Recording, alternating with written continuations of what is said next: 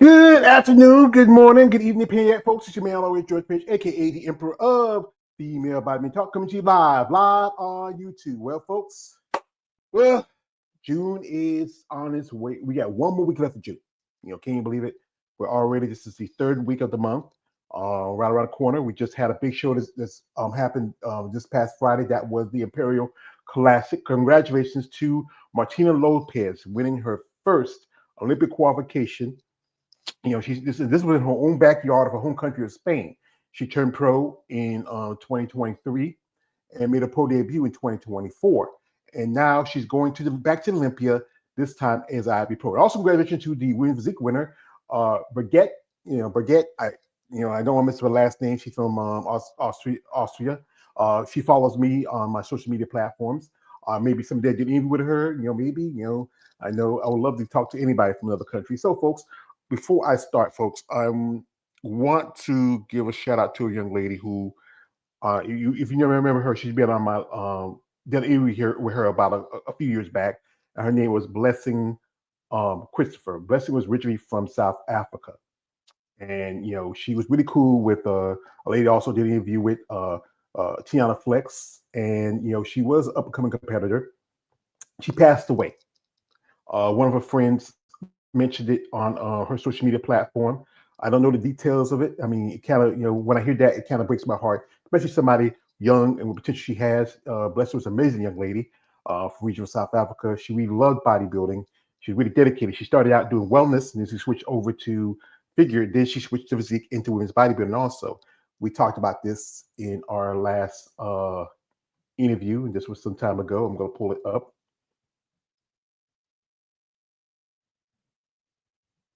Wellness. Yeah. So I guess at the end of the day, for me, I love growth. So once I got the feedback of moving up, I was like, okay, I love a challenge. I love a challenge. So when my judges were like, try both, I was like, okay, I will do that. Let's see how it goes. And who knows, maybe I might be a bodybuilder or get my pro card there. Yeah, like I said, hey, right now, the physique division is loaded. It's crowded. It is. It's just you can, like I said, all you gotta. Hey, you can do both shows you want. You can do both of the divisions you want, and then you say, if I'm missing one, I can always try another. And that's the thing. Hey, we try again. So we never Yeah, know when I get our yeah. pro card. We try physique, we try bodybuilding, try physique, bodybuilding. But as for figure, no, we Nah, out yeah. that line. We cropping it up. Well, she was a generally great young lady. I would say my condolences goes out to her friends and family, the people that have known her. The people she had met. I wish her all the. I don't know the details of her passing, but um, I would say this: if anyone who is in the sport, be careful. Take care of yourself. This young lady, she had a lot of great promise in the sport, and she was loved and liked by many people that have some ladies I've interviewed a couple ladies right here. This lady right here, I interviewed her a while back, and she mentioned that how good friends they were, and she really had a lot to offer to this world. I was hoping maybe someday she would possibly get a pro card and maybe even come to the States and compete. This is a little, I'm sure it's great. You guys. All right. The most question I get from my clients that normally ask, how do you keep track of yourself and how do you keep track of us? All right. I'm currently doing online, so that also helps me to keep track on them online. So I'm always there. Whenever they log in, I've got eyes on them. So yeah. And how do I keep track of myself? Well, I normally use a logbook each and every day. How I feel, if I wake up, how I feel, I write it on this logbook. I write the date and everything on this logbook. So what happens is first meal of the day, I note it down and time and what I ate. I write it down. All right. My training, meal two, post workout, pre workout. I write it everything on the logbook on the day and also the time that I ate. That is very much important. And the time that I went to gym to go train on that specific day. Mind you, because of our schedule and how different we move in each and every day, right? Obviously, if you are a busy person, you're not gonna train on a specific time. Sorry, on a specific time. So if Monday I trained at 1 p.m., right? Obviously, on Tuesday I might not train at 1 p.m. Might train at 12, I might train at 5, well, depending on my schedule. So those are the little elements that also counts as to how you feel, right? I'm one person, I need to have 3 meals, especially on leg day. I need to have breakfast, I need to get meal two in, I need to get pre-workout in. That's mostly for me on leg days. If I do eat 2 meals on leg days, I am not going to give it my all. I'll have a headache in the gym while training. I'll feel like I'm dehydrated, even though I do drink water. So my system is used to having 3 meals on leg day before I go to train, right? On other days, like back days and shoulder days or different muscle groups, it's actually different. I can actually have breakfast and Well, like I said, I'm not going to go all through it, but she was a lady, young lady, had a lot of potential. She loved the sport. It's a loss to the world and to the bodybuilding community. So while we're here, I'm going to give her a moment of silence, and I'm going to say, "God be with you, my sister," and all the best to you and your family.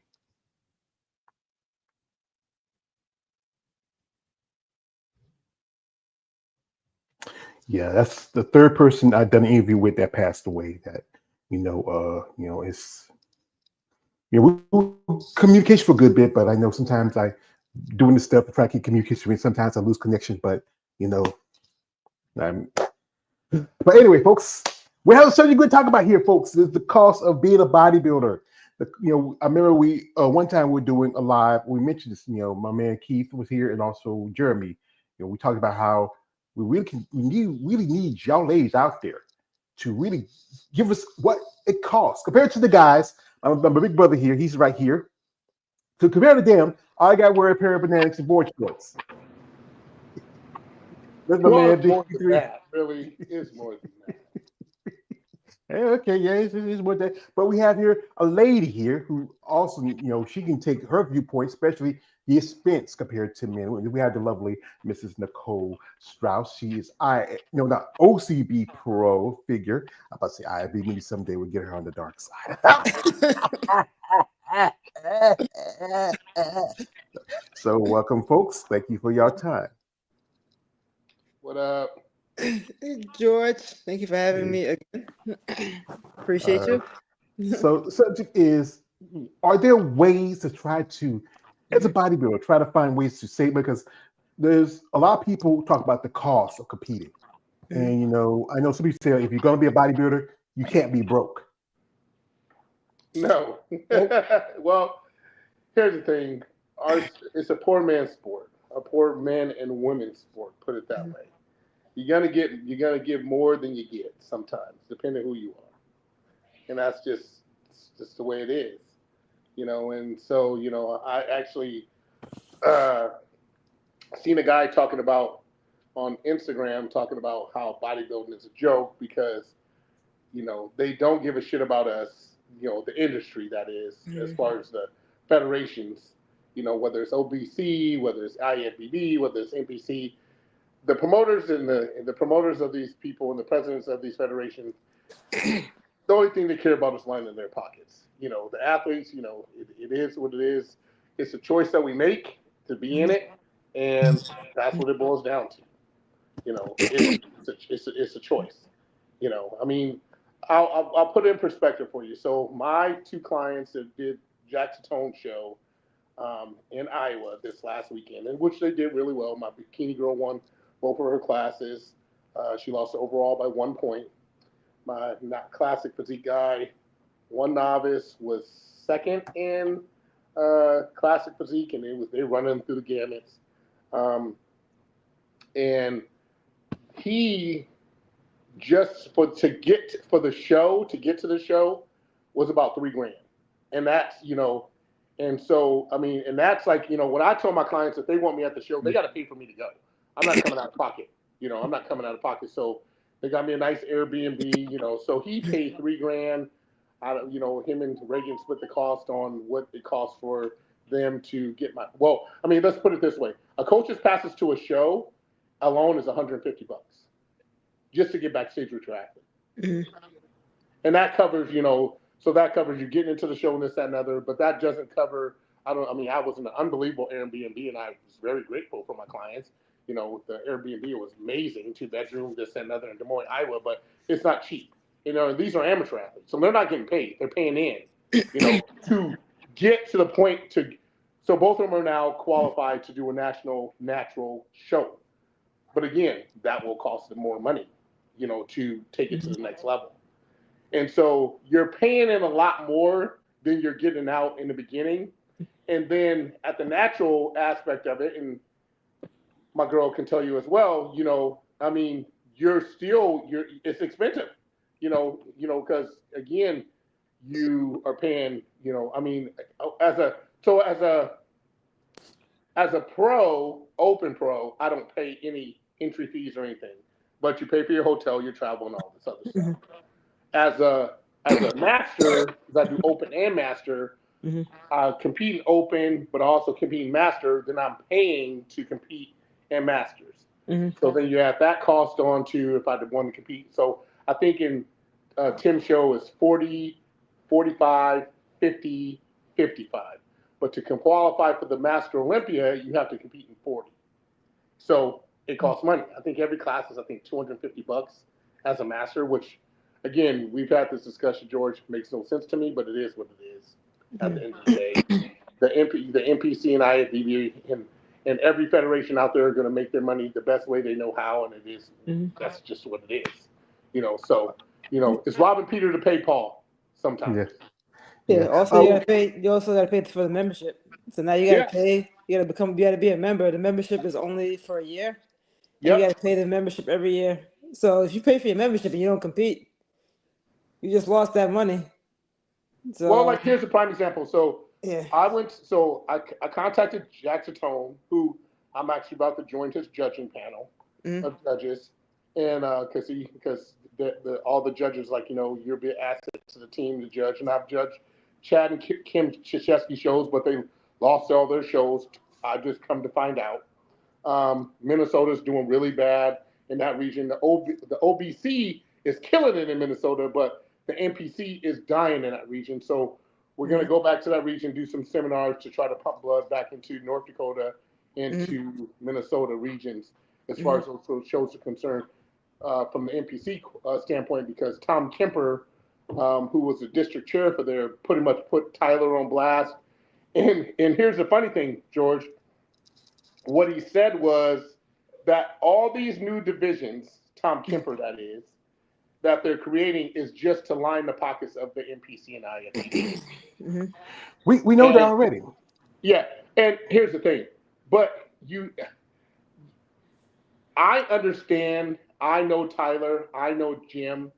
I know the perspectives of what's going on. But you never say your shit out loud. You just don't. Not unless you're done. Not unless you're retired and done competing, and you don't give a shit. And Tom Kemper clearly has checked out. I mean, I had a great conversation with Jack Satone this weekend. Jack Satone, and he was telling me a lot. He told me a lot of stuff that I was just blown away by. And so that Tom was basically saying that the NPC and the IFBB are just trying to line their pockets by these new federations, by these new divisions, which I understand what he's saying, but you just don't say it out loud. But also, the problem, and Jeremy has said this plenty of times, is for this last weekend, that was the first time I got to see fit bikini. And I was like, it made no sense to me. It was like, it made no sense at all. It's like, it just made no sense to me. I mean, so my girl lost the overall title by 1 point. But if she would have went to fit model, because the black girl who beat her from Houston, Texas, Her name is Life, and she was an amazing competitor. She's 47. My girl was 21. First show ever that she's ever done. And then she's from Dallas, so it was crazy because she's from Texas. But the judges said, well, she would have did fit bikini, she would have won both classes in the overall title versus going into the open class. And I'm like, what? I'm like, so what are we really talking about? It's just very confusing. But my client did not want to do fit model because she has more muscle tone and more definition than the girls in fit model. So it's one of those things that I'm like when I'm about to join Jack's judging panel, and the fit model thing, I just don't know. It doesn't make sense. It can be frustrating. But like a man, we have a man here, KL the Wonder. He's in the chat. He says, happy good afternoon. Hey, G brother. He also like says, hi Nicole, what's going on, Big Keith? Hey, and to speak of the devil, I mean, I know he's been busy. I don't want to bother the man, but we have here our man, our resident Merlin. You just speak of him. You call his name. Here he comes. Our man Jeremy Remo, aka the Femme Physique fan #1, aka a female muscle. Welcome, brother. Hey George, how's it going? Hey, been having to do a lot of adulting.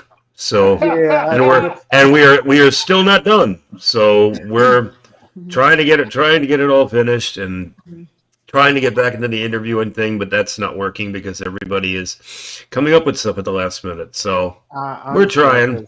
We're trying. Because I know sometimes I want to bother because I know you recently just moved and a lot of stuff. You got other things, but if, like I said, just let me know whenever you want to come on. Let me know. You're always welcome guests.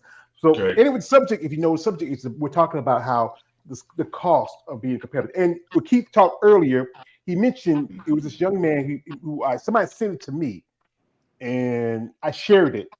And what's the young man's name? I'm gonna pull up his name. I'm gonna pull him up, and he talks about it where he's a competitor too. And I think his name is, yes, that's the guy. I just see, yes, that's what I see. Mike Shearer, I think that's his name is. I'm trying to spell it out. And somebody sent this to me, and I shared it with a bunch of people. In a couple of days we haven't talked about it, but I'm gonna share with y'all, and y'all get your points of views from it. Time to realize this, but bodybuilding is a dead-end sport, if you even want to call it a sport. Now, before you guys get all upset and attack me, listen, I get it, okay? I was the guy that prepped the meals, did the drugs, did the shows. All I did was dedicate my entire life to bodybuilding. And honestly, was it worth it? I don't know. Because when I sit here and I think about things, right, what built the discipline and the consistency and the mental toughness was bodybuilding. It wasn't even prep or getting on stage. It wasn't even any of that. I could have done everything I did without getting on stage. And I know someone out there is going to say, oh, well, my friend was on drugs and bodybuilding saved. Yeah, bodybuilding saved them. The stage didn't save them. Bodybuilding saved them, not the stage. And guys, let's be honest. We give our literal lives, literally sacrifice our health to get on stage, and they don't care about you. They don't care about you. They don't. The fees to get in, outrageous. Paying for a card that says you're a pro after you're a pro, outrageous. Paying for photographs, all of these things, right? You feel dumb asking your parents or family to come pay $200 just to watch you get on stage for 30 seconds. That's unreal. And then how long have we been asking them to change the background to something that's black and actually has good lighting? I don't know. Forever? Have they? Absolutely not. And they won't. You know why, guys? I don't know if you can see this. They don't care. They don't care. You sign up for the biggest show in the entire U.S., which I will do in Texas this year. You know what they're going to give me? A T-shirt and pat on the back. Good job. And then you get on stage, and if you're not buddy, guess what? It's not going to happen. you're not going to be a pro. And then let's talk about the prize money. I would have been an open pro, but guess what?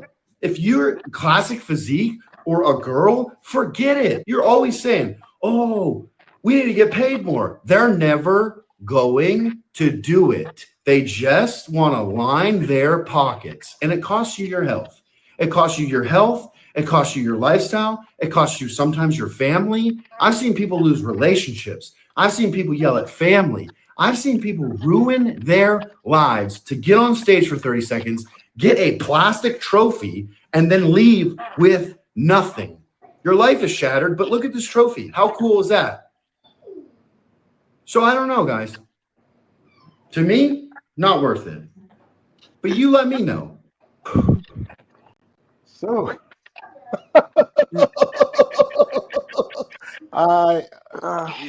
it's a lot.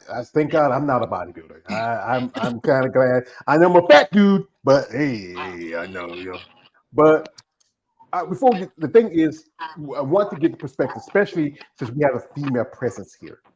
As you are a competitor, Nicole, compared to the guys, as I often always say, they got to wear a pair of banana hammies and boy shorts. He says a lot more than that. I don't say a lot more than that, brother. I don't say a lot more than that. But y'all ladies, y'all costs are a little bit, especially when it comes to show day. Yeah, it's very expensive. And what I try to do, honestly, like whenever I get like a little windfall of money, I kind of put it to the side. Like for me, I think my income tax, a portion of it finances my bodybuilding competitions. Because that's like that lump sum I'm only gonna get once a year. So I put that towards and I only compete once a year. I compete once a year for two reasons. I compete once a year to give myself time to build, and I compete once a year because it's very expensive.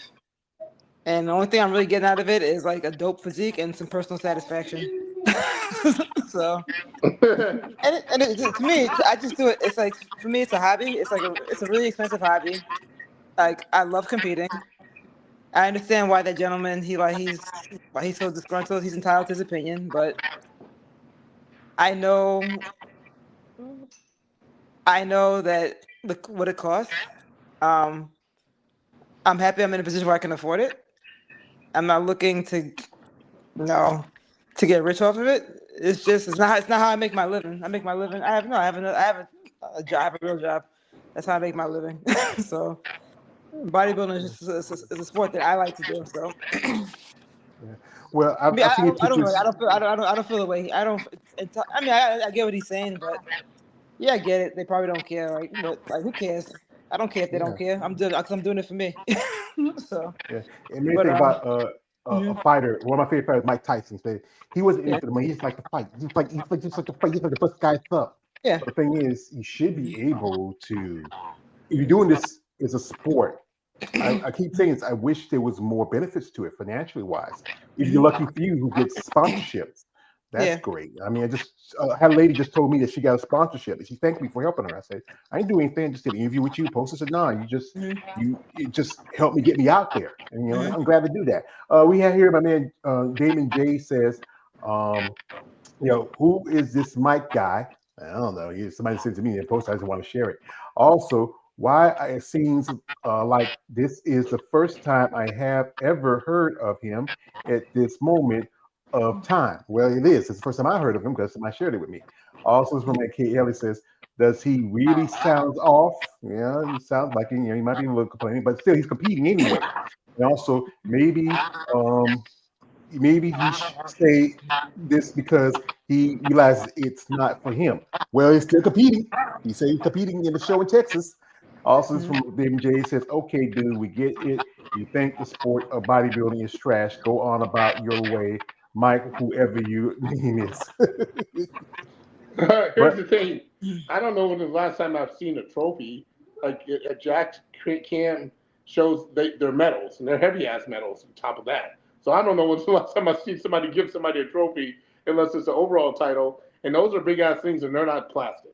So I don't know what he said. Plastic trophies, I'm like, I guess I've never seen one because everything I've seen the last few weeks I've been going to shows with my clients have been metal, heavy-ass metal medals around their necks. So I've never seen a trophy.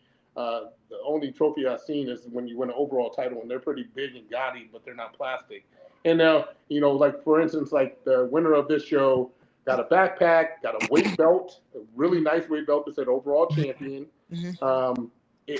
Goodie bag full of like supplements and supplies from First Form, and Yep, who's my new sponsor, and things like that. But I don't know what this guy's talking about, because I'm like, I don't know what kind of shows they got going on in Texas, but there's no trophies being handed. There are medals, there's backpacks, there's weight belts, there's supplements and things like that. So I know he just went on a tangent, but again, clearly he's an amateur because he hasn't turned pro yet. Maybe he's a little bitter because he hasn't turned pro yet. So maybe he's a little bitter? After watching that video, you conclude he's a little bitter about bodybuilding. Just a tad. I knew it, Jeremy. I love you, bro. But also he's wrong about the Olympia in the background, because Dan Solomon's confirmed he's going back to that. He's going back to the black. So he's wrong. So he's wrong about that too. But it's like competing.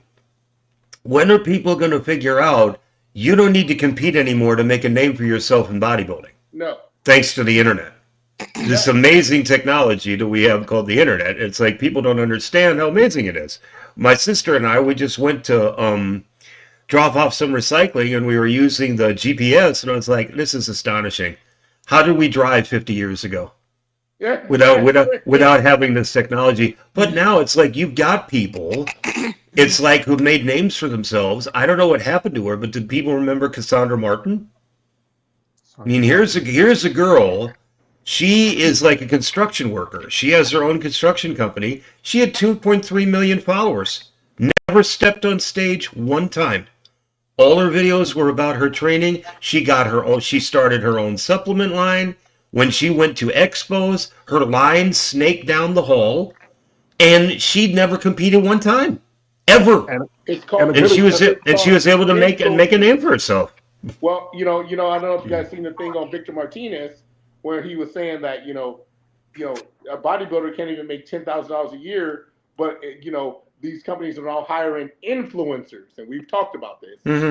Versus bodybuilders, because the influencers have bigger followings than bodybuilders.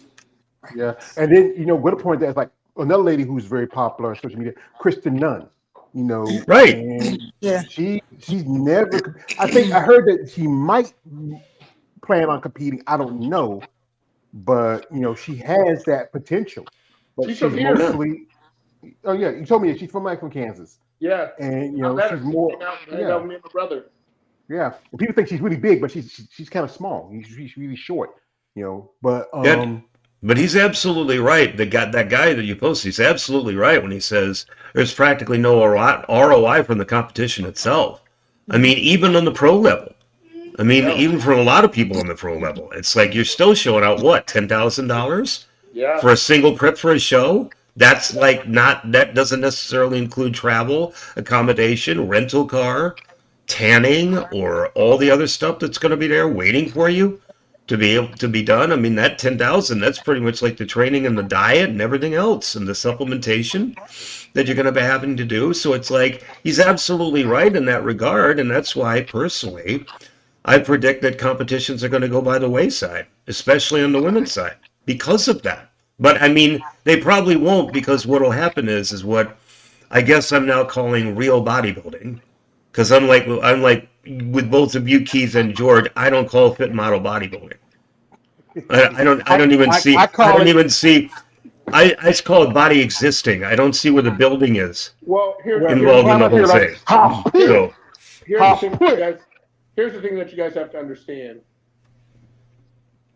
The women's competitive side is never going to go to the wayside, because the last two natural shows that's Jack put on, there's been the first show went to the Kansas City Natural show, was about 30 guys in it, and probably 3 times as many women in it. And this show in Iowa that I just came back from Des Moines, Iowa, there were 3 times as many women that there were men as well. So I don't think that's ever going to happen, because and here's why I say that.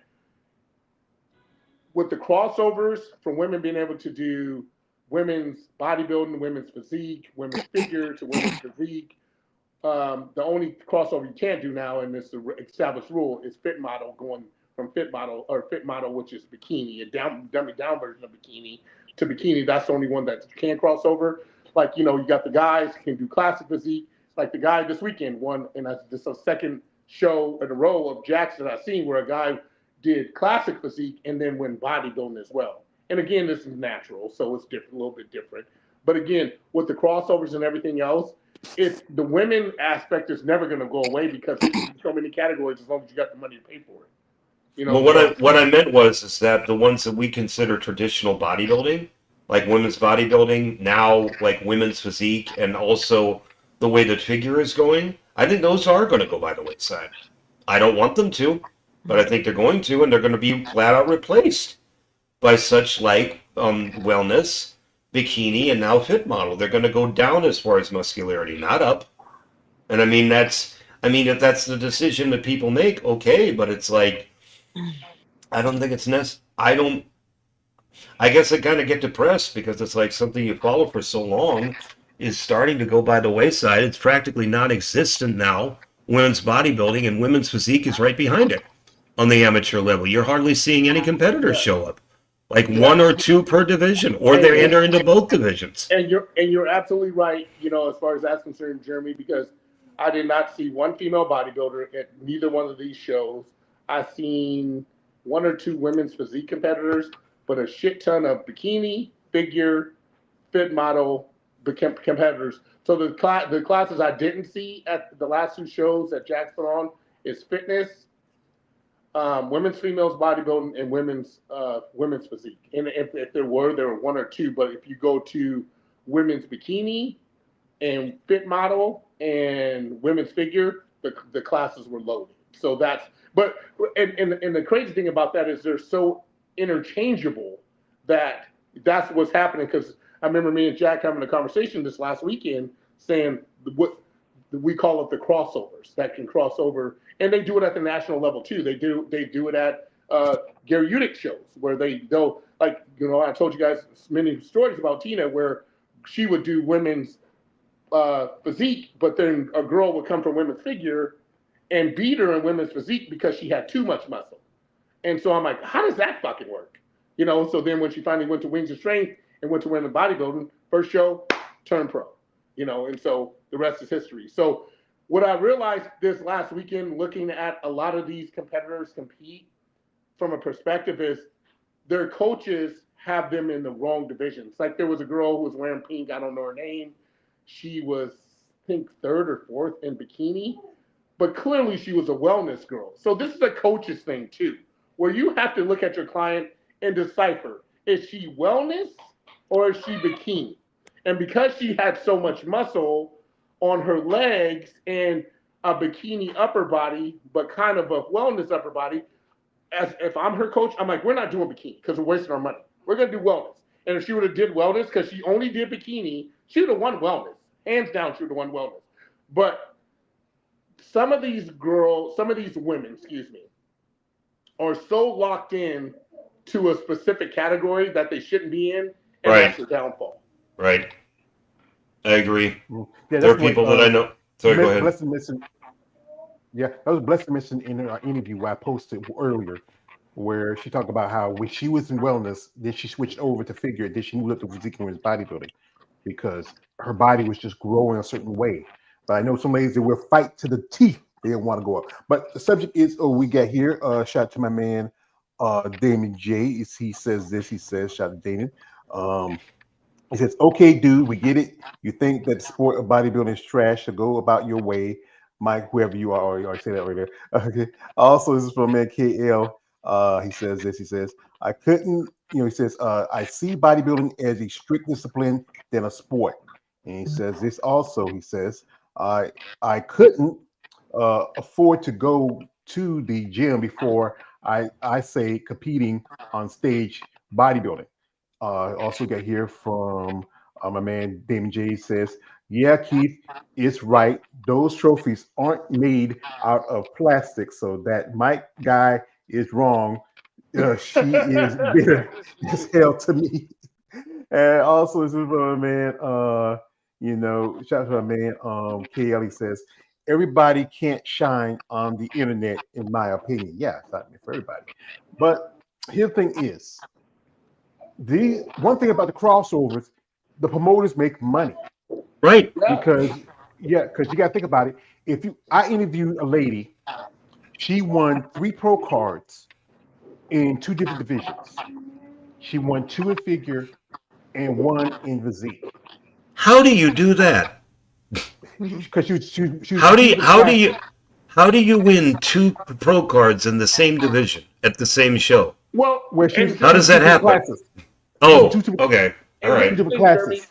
This is a problem I have as a judge, and I'm a judge, and I'm about to start judging Jack shows. I judge Kim and Chad shows. They lost. I just come to recently found out they lost all their shows because of their promotion abilities. So here's the problem that I have. So the last show I went to before this show in Iowa, and this show in Iowa as well, is that you had a guy who did classic physique and won the novice and won the open and won the overall title. Then he went to proceed to win the bodybuilding novice, open, and overall title. I'm like, how the fuck does that happen? Chris Bumstead can never go from winning men's classic physique, and we've seen it after he did the Olympia, and then go over to Romania, I think what was it? Czech Republic, and try to do men's bodybuilding and didn't win. So again, I told Jack and I told people, the perspective of judges, meaning saying some of these amateurs, not pros, but amateurs, need a perspective like, okay, if you're going to win classic, you can't win bodybuilding because they're 2 different looks. Right. But because that's what these judges are allowing to happen, that's what's happening. And I told Jack this weekend this too. I said, I was in Minnesota for a long time with Chris Mangiovanni. And a lot of these judges who shouldn't be judging because you test judge 3 shows and you score a certain percentage makes you judges. Then these athletes go to national shows and they get fucking waxed because they don't know what they're looking at. They don't know what it actually takes to go to the national show and get on stage and understand what the national judges are looking for, and they wonder why they suck. Because they're telling them, well, you can do both divisions, but at the end of the day, you need to make a decision which division you want to be in. You can't do both. Right. That's the way it should be. Do both. Yeah. Chris Bumstead can't do both. Andrew Shaw can't do both. Samson Duwa can't do both. They have to pick a class and stick to that class and keep it moving. And even Lee just said, when everybody's talking about this new kid, Samson, he said, everybody's telling them to put 20 pounds on and go to open. Why? Why would you do that? To ruin your physique? You're a 212 guy. Keep that look and keep it pushing and stay the 212 champion. There's no reason for Keon to ever go to the open class because he would just ruin his physique. And so when you got all these people in your ear and telling you all this shit, it makes no sense. And that's what's happening at the amateur level, and that's what's happening at the pro level. And I know only in Masters where you're allowed to double dip. Because I know a lady I interviewed, Robin Mays, she competed at the Masters championships last year. She did both women's bodybuilding in Masters and women's physique in Masters. And I think she might have won in one class. She's already qualified for the Masters Olympia because she won her, I think she won 40 plus. You know, Robin just won the Toronto earlier this month, and she also won the Masters. But it's only in the Masters where you can cross between divisions because you have to pay. So you think about it, you're gonna have, because you're gonna have people like not only in Masters, but as an amateur you can cross because again, what promoter is going to say no, you can't? Oh, well, it's $250 to compete in this class and $250 to compete in that class. That's $500. What promoter is going to tell them no? Right. As long as it's available for them to do. Exactly. And like you say, it's a pure money grab because it's like getting to the point now. You look at all these subdivisions that you see. That you've got open, you got masters, 35 plus 40, 45, 50, 60. Now on top of that, there's no such thing as novice anymore. There's true novice, which means you've competed one time, Then you got pure novice when you've never competed. Now you got the hero. You got the heroes division. I don't even know what the hell that is. True novice. Okay, so right. It's like, what the hell is going on here? So all of those are a separate fee. All of them. You've never done a show before, so I wouldn't let my competitors because it's just more money for the promoter.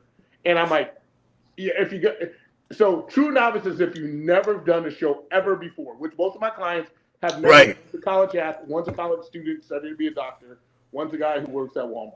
They've never done a show before. I said, you're going to do novice and you're going to do open.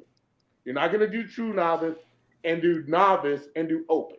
So when you do novice, what I come to find out was that, and it's really bullshit because I seen a girl probably about 6 months ago who I know named Amy do true novice, and this is how crazy it is. They don't even check. So she won the show in Iowa, another show in Iowa. She did true novice in a show in Kansas City, novice and open. She won all 3 classes. And I said, wait a minute, but just 3 weeks ago or 4 weeks ago, you did true novice and won it there, so you shouldn't be able to do that. But because they don't check, she won true novice, novice, and open again.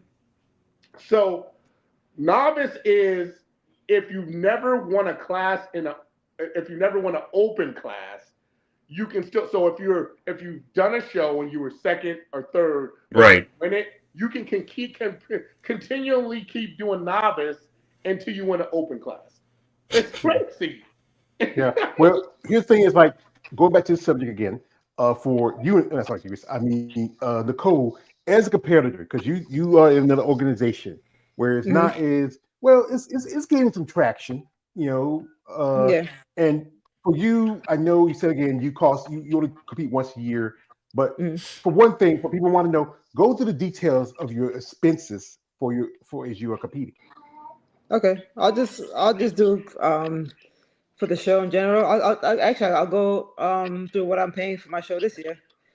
One thing I said I'd like to do it when I have like that little windfall I get from the income tax return, so I have a little extra money, and yeah, so I have to pay to compete as a pro, and that was $285.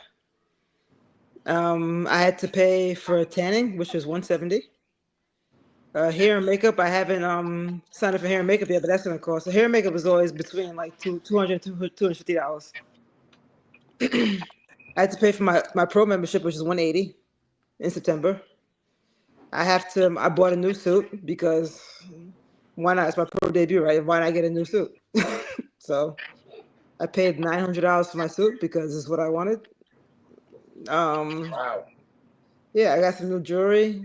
I usually use the same jewelry, but I got some new earrings. That thing was like $10 for the new earrings. I bought a new pair of shoes because my other shoes were worn, so $50 for the shoes. My hotel for when I go there, it's gonna be like maybe things like $350 for the hotel for the stay. And yeah, I haven't even what my family's paying. I don't know how much the tickets are, but you got to pay them cash at the door. My coach, I got to pay $95 for her to be backstage. So yeah, I wasn't adding this up. Maybe you're adding it up, George. So I've been adding it up. I'm coming to.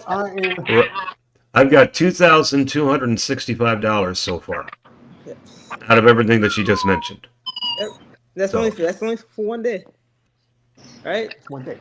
Well, the membership is all year. Like only compete once a year. Yeah. How much do you estimate that you spend on food in a contest prep? Well, I mean, I know it. I don't even calculate because I'm eating all year round. Like even during my off season, I'm still training. So. And with you, Keith, yeah, and my vitamins, my vitamins too. My vitamins are expensive. Right. Your vitamins, because you take vitamins, you don't take steroids, you don't take performance enhancers, because you're natural, Yeah. And I know with the guys, guys, Keith, y'all guys eat more food, and you are an enhanced competitor, and also you have your coach. You can't forget your coach. That's a payment. Mm-hmm. The travel shows that Keith said he'd get an Airbnb. I remember when I went to Savannah. what I did was this. You can go to Expedia or Hotel.com, and they usually can find you a deal because they can knock off maybe if you find a hotel that might be usually $80, $100 a night. And this is what somebody told me. Just go to either Expedia, Hotel.com. You get do cheaper. Plus, you get to set up your reservation maybe a month early, and the cost will drop down from, because you think about it, if it will be like about so much money. Oh, you can take care of that, folks. Yeah.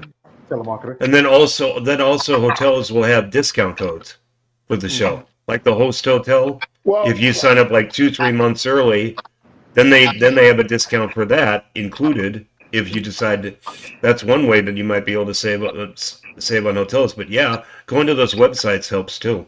Well, they can come up with a good deal. So. Last year when Tina did the Titan, which was a week, she did the Titan in Anaheim, and then I had the Reno show, which qualified me for the Master Olympia.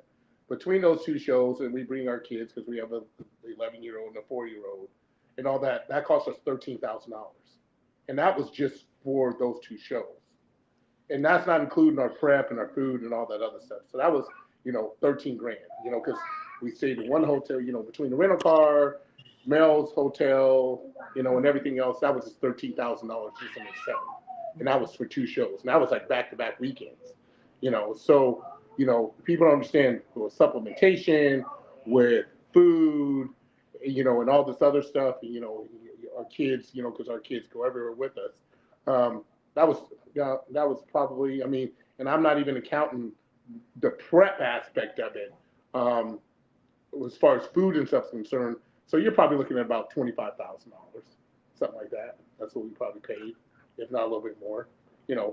And we can afford it. I'm not bitching. It's a choice that I choose to do this for, and this will be my last year doing it. But again, it was about remember Lori when she went to the Master Olympia, that was $30,000 just for her to go to Romania, to do the first Master Olympia.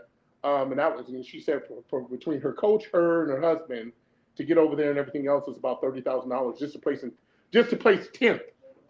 So it's like there's practically zero ROI.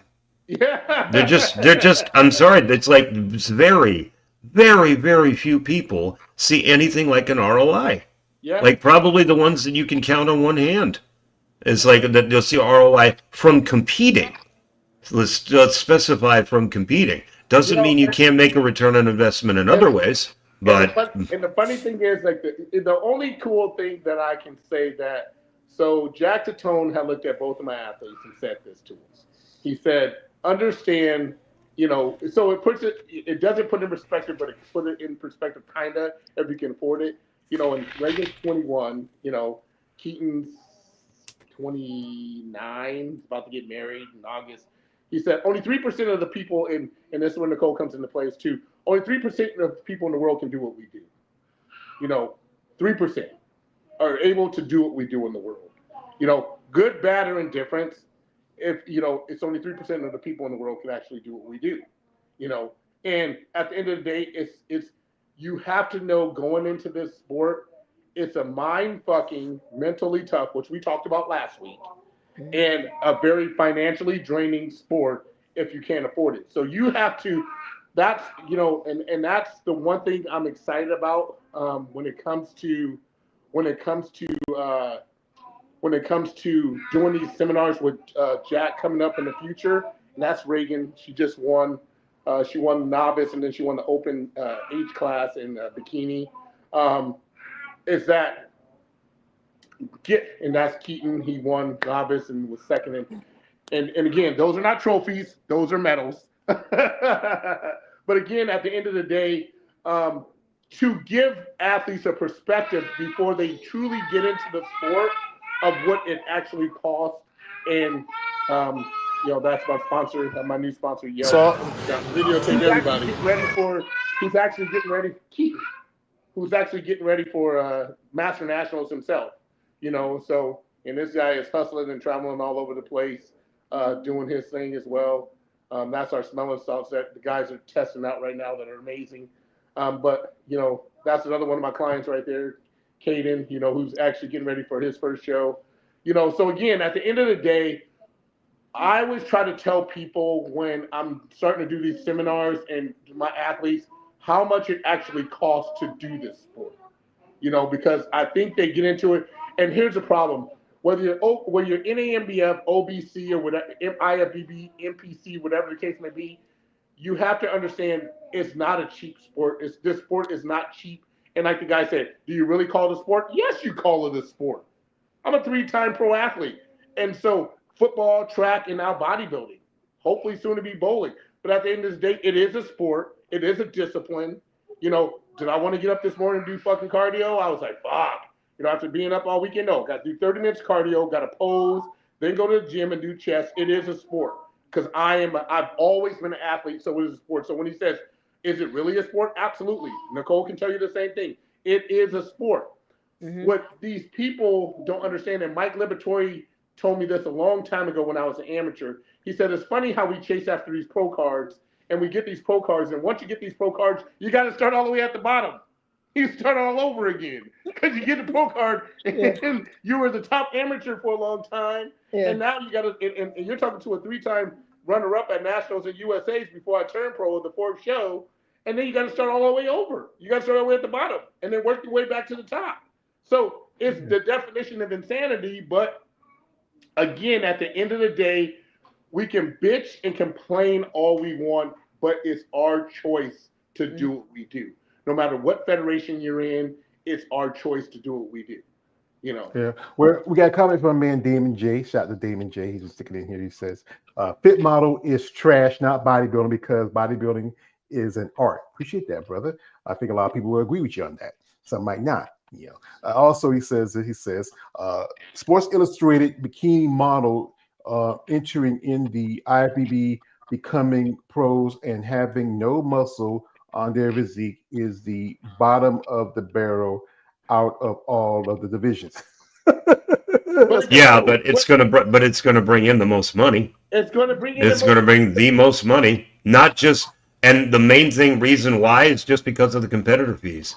It's like I keep hearing the guys making the argument, oh, the women aren't making the money. Really? The promoters are not making competitor fees out of all of these women? Because every one of these crossovers is its own fee per woman, and multiply that by what, 50, 60 girls that are going to be going to a show? They're not making money for them? Jeremy, think about this. Hell yes, they are. Jeremy, think about this.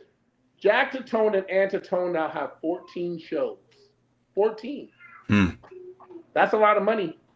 Whether they're big or small, I mean, the Iowa show that I competed in, my clients competed in this last weekend was probably one of the smaller ones because it's a new market that they're going into, which was a phenomenal venue, I mean, here's the one thing I can say about Jack and Ann.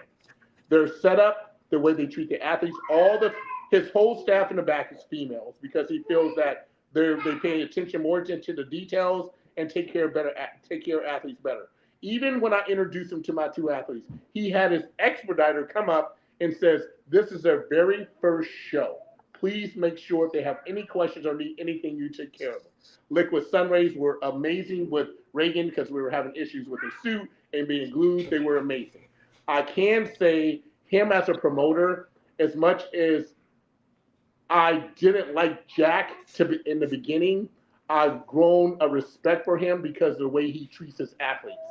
And the reason why I say that, because me and George, and I don't know if you've seen it too as well, Jeremy, Lee Priest said the problem that he has with our sport is that they treat the athletes like shit. Mm-hmm. And the crazy thing is, why would you treat the athletes like shit when they're the ones who put the butts in the stand for the promoters to make all this money? Mm-hmm. Mm-hmm. So that's the problem.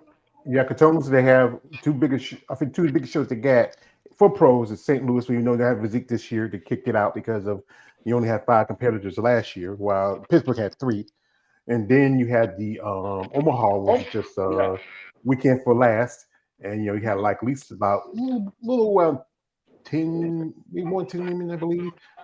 Still a good show. One thing I wish they would do is do a pay-per-view. People would like to see these shows. I don't know why. See, this is what surprised me, Keith, is that when you said that you're going with Jack, it's like this is the same Jack you've been talking about on this podcast. Well, yeah, and I was going to say it's not always been flattering. Here's the thing that I told Tina, and we just had this conversation in the driveway, is that I've never engaged with Jack the way I did this weekend. Finding out the things that I found out about the Minnesota region for one, because I really didn't like Jack because I really thought he was an asshole, But sitting down and engaging and having a conversation with him and actually finding out the things that were going on between him and Chad, which I really like him and Chad, and all the things that were going on, gave me a different perspective. So maybe I just didn't give him a chance because I really never really just didn't engage with him as a person. I only knew him as a judge and understanding what he does for these amateur athletes, because I don't think he's much on the pro side of judging anymore. I think he's just worried about doing the shows, and it even sounds like he's talking about retiring in the next few years. That it gave me a different perspective on him this last weekend of who he was and what he's trying to accomplish and the shit that's actually going on behind the scenes of the NPC and the IFBB, which he didn't have to disclose to me, but he did. So it gave me a newfound respect for him. You know what I'm saying? So that was, and so you're right, Jeremy, by calling me out on it, and I appreciate it.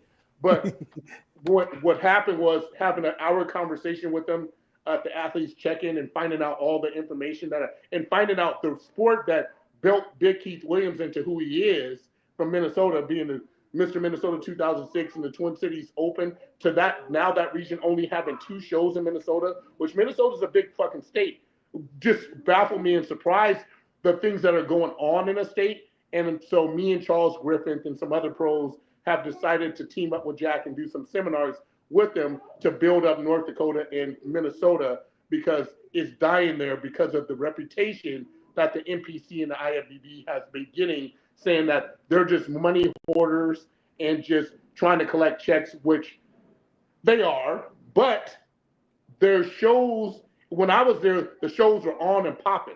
They had them at the convention center, they had them at Mystic Lake Casino, they had them at middle schools, and now you're talking about 8 shows down to 2 shows. That's pretty crazy in the state of Minnesota alone. And then North Dakota had 2 or 3 or 4 shows, and now they don't have any shows. That's pretty crazy. So it's, not forgetting where you came from and help trying to build that back up is what I'm trying to accomplish from that perspective.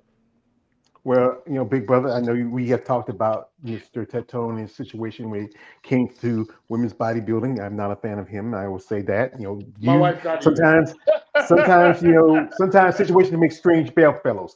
Here we got my man Damon J. Shout out to Damon J. sticking in here, brother. He says this. He says, "Yeah, I know divisions like wellness, bikini, and fit model make money. Unfortunately and sadly, the women's bodybuilding and women's physique divisions don't bring in as much money and fans as the less muscle girls, sadly." Yeah, that's true. I know that, but still have fan base. But also, he says this: when they say that, they have to be careful with their words. It may bring in more money as far as competitors because it's more obtainable, but it doesn't line their pockets any more than women's bodybuilding or any other categories. It just brings in more money in the door, but it doesn't mean they're getting more money on the flip side of things. It's bringing more money into promoters. It's bringing more money into this, which in essence, I guess, bringing more money into promoters, bringing more money into their pockets. But the competitors aspect of it, their money is staying the same. Yeah. In a couple of weeks, it's going to be the Universe. The Universe is in Teaneck, New Jersey. It's a pro qualifier. And I interviewed a couple of ladies who were bikini competitors who earned their pro cards at that show, where they said that there was 600 bikini competitors. I know a lady who I interviewed a while back. She went to the show because she was supporting a friend of hers who was competing in the physique division. And she said it was, and got to think about it, 600 bikini competitors. You have so many different classes. So you got to think about it, like, was it 250, per, that's right there. You don't even have to, that's right now, whoever, because that's Steve Weinberger's, he promotes that show. 250 times 600, and that's just bikini. That's got to be in triple digits. How long was this show? It was a long show. That's like unit shows. I mean, that's why these shows are becoming 4 or 5 days because of the amount. I turned pro at Team U in 2012, and so it's gotten bigger and bigger. And it's not bodybuilding. It's not classic. It's bikini. Now you have wellness. Now you have fit model. So it's going to be even longer. I just couldn't do you, Judge. We did a thing. We talked about how AI judge, like remember, I think we talked about this, the AI judges, like get computer judges, because I don't know how the judge go sit there, even want to go to the bathroom, want to drink water. You might always just put get like something like Johnny from for what's the space, and just have him just download all of the bodies like that and print out the data. Here we got here from my man David J. Say like this. Only thing women bodybuilding and physique can do is fight for their spot in IFBB, make sure they maintain showing up to the pro shows and coming up with investing for their divisions for a sport to thrive. That's the problem, is those ladies don't want to fight. Seem like hey, come on, I talk about shit all the time. They don't want to fight. But I said again, you're a bunch of egg-sucking yellow belly dogs. But also he says this. He says prize money for bigger women athletes are going to be the same unless the IB decides to make the changes. They're not, because you know what? As long as the promoters, they're the ones who get the money in their pocket. The IB's not going to say anything about it because they get the money from the sponsors, some of these companies that put into the shows. You got something to say, Eunice? I mean, start with Eunice. Why can't you call Eunice? Nicole, I know. I got my friend Eunice on the mind. Next week we'll talk about my friend Eunice. She's got a booth at Tampa coming up. Congratulations to her and Bad Rap. We might have something on that Sunday. We'll talk about with her if she's available. She can give us up. But Nicole, OCB is totally different compared to NPC, because you have to compete in NPC. What do you think is the difference, especially when it comes down to the money? It's cheaper.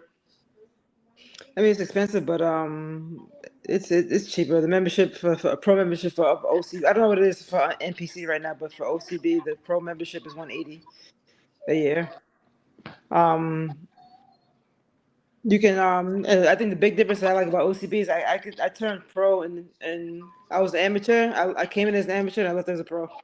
I know NPC you got to qualify for a pro show, right? You can't turn pro in just one show. So yeah, that's and Nicole's right, because my client Sean did the show here, and there was a 17-year-old physique kid who turned pro, and a 22-year-old kid who turned pro in classic physique, who beat my classic physique guy to turn pro.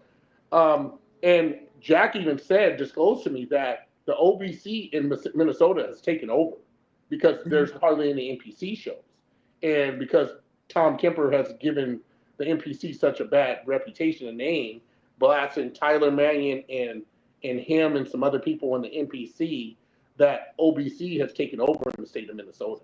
And I liked it. I mean, because it was cool, because that was the first show I went to that was OBC, and it was like the first half was men, and then the second half was women. So at the amateur show that was. So I don't know how they run the pro show, but it was all men. Then they had an hour and a half break or something like that, or hour break, and then it was all women. So it was actually pretty cool.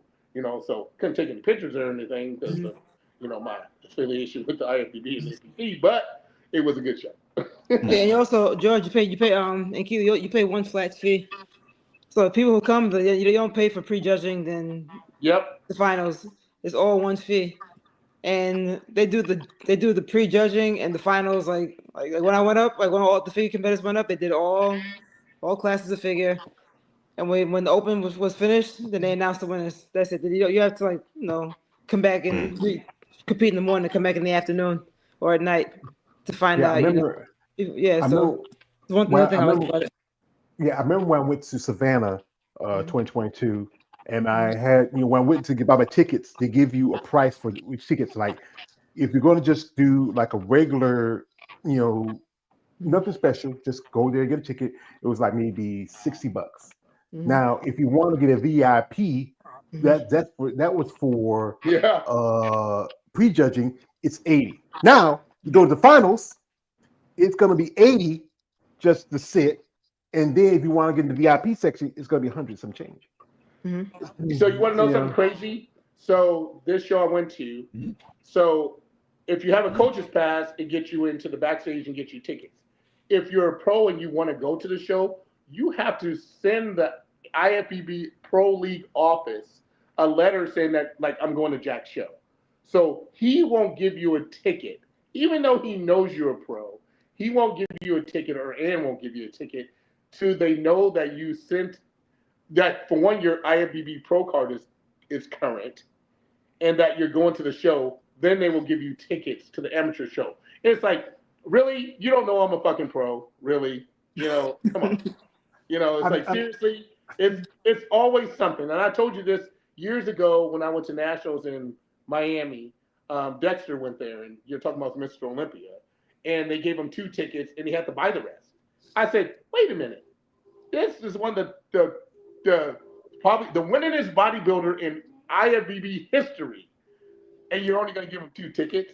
We're only there to support the promoters. I mean, we have athletes in the show, but we're there to support the promoter and to support our athletes, and you're going to charge us to get in the show. And for me to get in the show, I got to send a letter into the IFBB.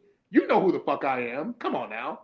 And I got to send a letter to the IFBB league office to say, hey, I'm going to Jack Chatone's show. Could you tell them I'm going so I can get free tickets? Are you fucking shitting me? Well, I don't know, Keith. Plastic surgery is getting cheaper all the time. So that's probably what they're trying to curb at this point. Come on, there you go. Right. I remember a lady who we were talking. She said, George, if you ever come to my show, they give us I used to get maybe 2 tickets. Yep. And I have one for maybe my coach and then an extra one. And say if you come, I will give you a ticket. But then one year she told me, like, George, I wish I could give you a ticket. I wish you come to my show, but they don't give us but one ticket now, and that doesn't make sense. Because you think about it, that's one thing. If you have competitors come to compete in your show, and they have maybe a friend, a family member, or the coach want to come, wouldn't you want them to be able to enjoy the show? I mean, you don't have to get out of pocket. Well, it's that's like Nicole said. Nicole said, we're paying for a pro card. Whether you're OBC, NAMBF, IFBB, it's $275 for my pro card. If I could, and Nicole said, I compete once a year. So that's the least you can do for us as athletes. Because not only are we paying you, which we shouldn't be anyway, no matter what federation. In the NFL, I got an NFLPA card, and my goes out of my goes out of my union dues and everything else that I pay to NFL. That's why I get a pension every month now. But at the exact same time, you get 1 ticket, which you used to get 2. You're not only paying for a pro card, but you're putting asses in the stands. You're putting asses in the seats, and you're going to only give me 1 ticket.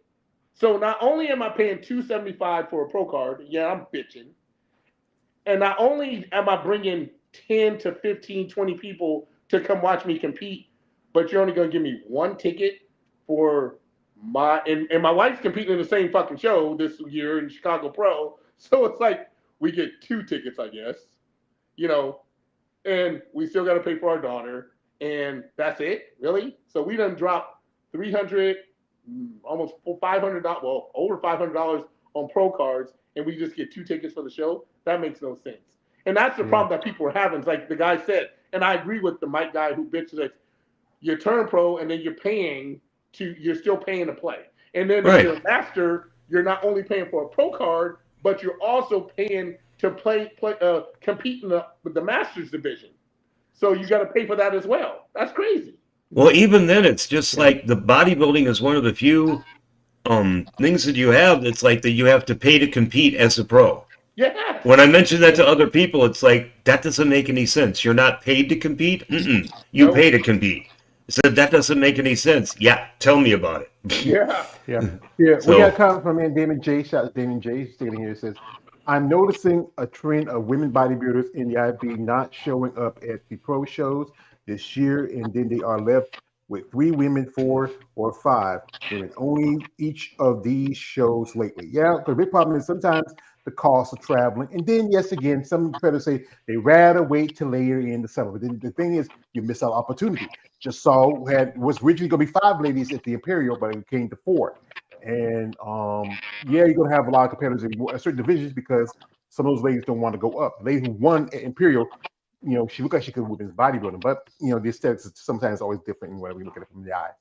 Here, the man Damien again. Shout out to him. He's been sticking in here, supporting up. Says, "I'm a huge fan of Rachel Daniels. I'm rooting for her to be in the top 5 of this year's Olympia. That's a possibility. She's very impressive. This is again is the cost of food is one thing for y'all competitors because you need it for the process of growing. And this is a lady who I follow.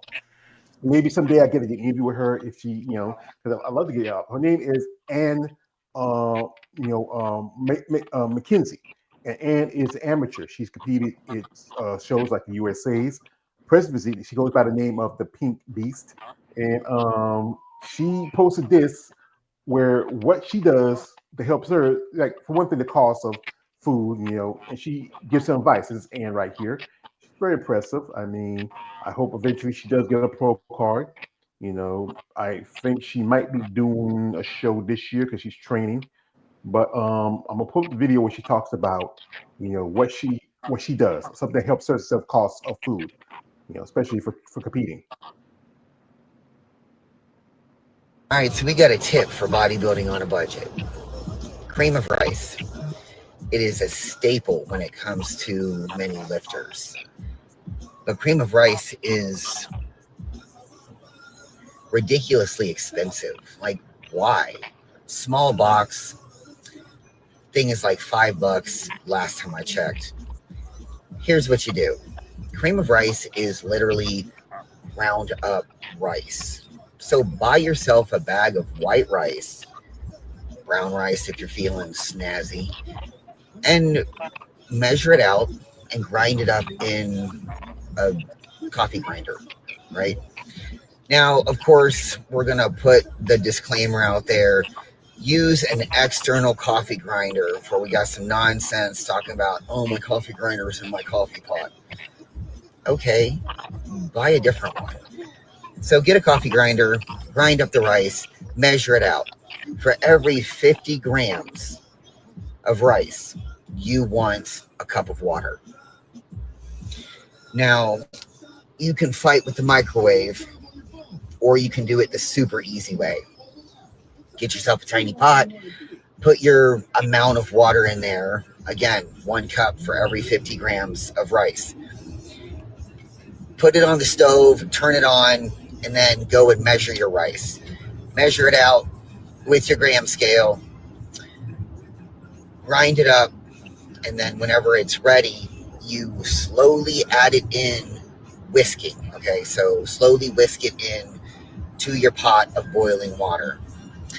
By the time you're done, you might need to whisk for like 10 more seconds, and it's ready.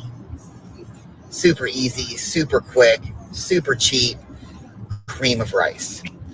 Put your additives in it. What do you put in it? Stevia or other sugar-free sugars, cinnamon in there, frozen fruit. I prefer frozen blueberries. Maybe you put in the sugar-free vanilla or other flavored, the coffee syrups, whatever the hell you put in there. Add it in. Protein powder, whatever. And you got your cream of rice. So there you go, your tip for bodybuilding on a budget.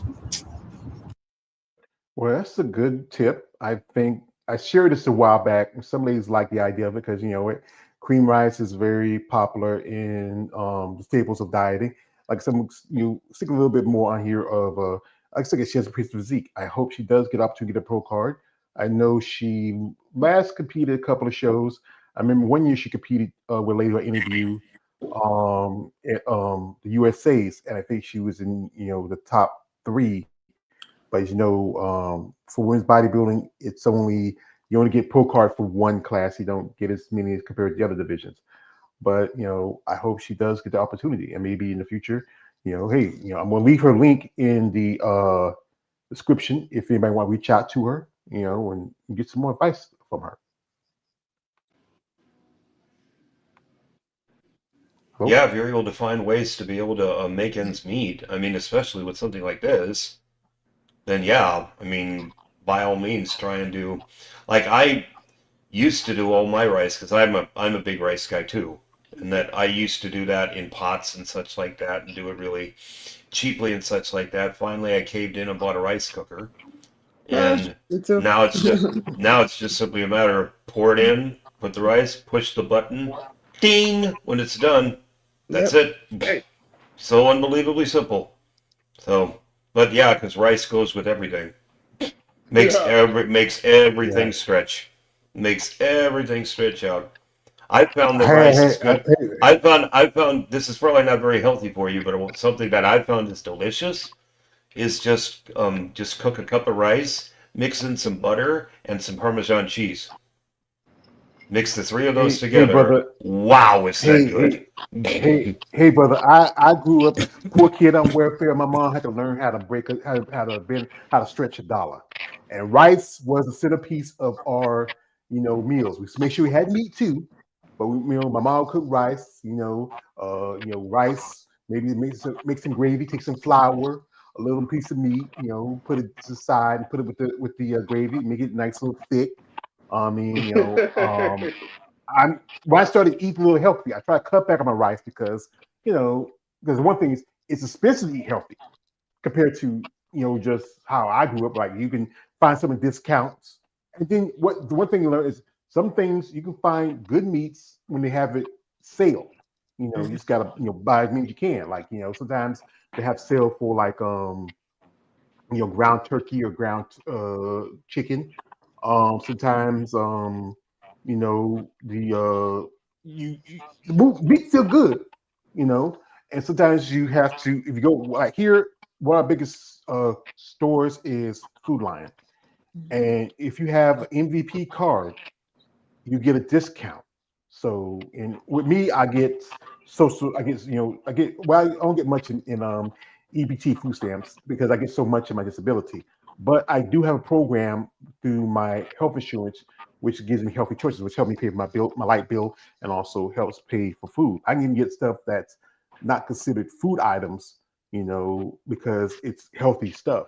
I remember back when one way that helped me to save my money for my trip to Savannah was when we were going to pandemic, and we were getting like $200 or $300 worth of food stamps. I know my mom was getting before she passed.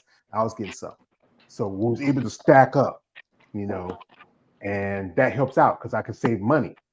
Because if when you run out of money, food costs money because it gets taxed. But when you have EBT, food stamps, I know people back in the day. My mom used to like try to make her dollars stretch.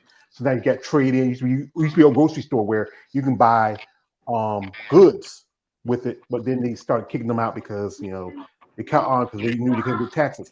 But it's always a way around something. You just got to figure it out. You got to be smart about your shopping. And also, one thing I learned a long time ago, my mom always told me this: never shop hungry.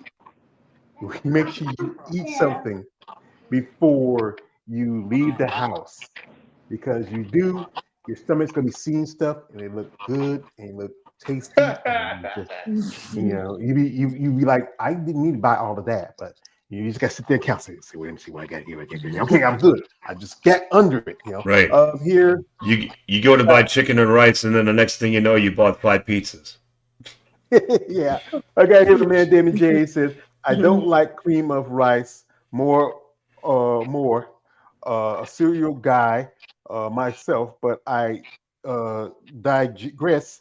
It sounds healthy. The added things in the cream of rice she suggested. Yeah. Also, he says this: improvise of making your meals when you don't have certain things and you can't afford it. You got to do that sometimes. Yeah, you got to sometimes. Like I said, we grew up country. We knew places where you can get stuff discount. It used to be back in the day. Used to be guys come to a truck selling fish. He was cheaper than going to go actually a store. You know, it's there's ways to try to save money. And also like a lot of bodybuilders, who they have RC codes, QRC codes, and little codes. So if you see like they're like a athlete for a supplement company, and you like the supplement, you use their codes. Used to be back then, you used to give them cash money, but now they get some kind of benefits because they use the codes. Well, it's not cheap by any stretch of imagination, but you have to, like they say, you have to be creative with foods. And between me and my wife, we eat a lot of fucking food, a lot of food. So but it's ways that and I mean, respectively for us, money's not an issue when it comes to food and things like that. But you still don't want to, you still just don't want to waste money. But it's, we find ways to eat healthy, put things in perspective, and that you just have to budget for it.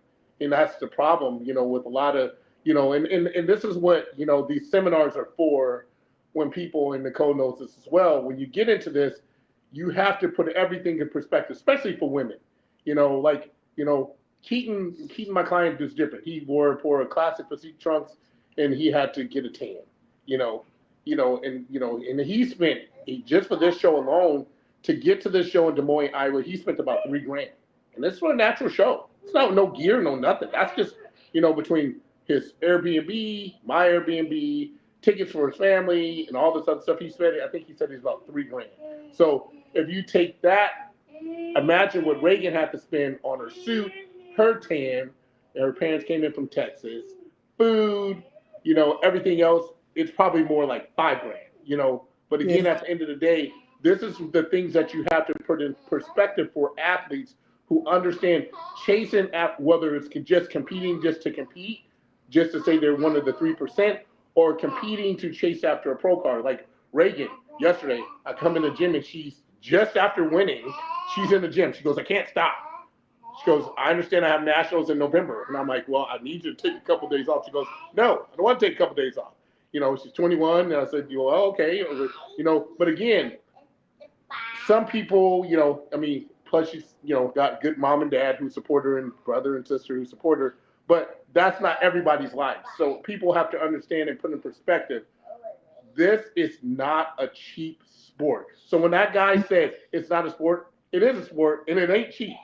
It's probably the most expensive sport that you're gonna, it's like Keaton said to me the other day, and he put it in perspective.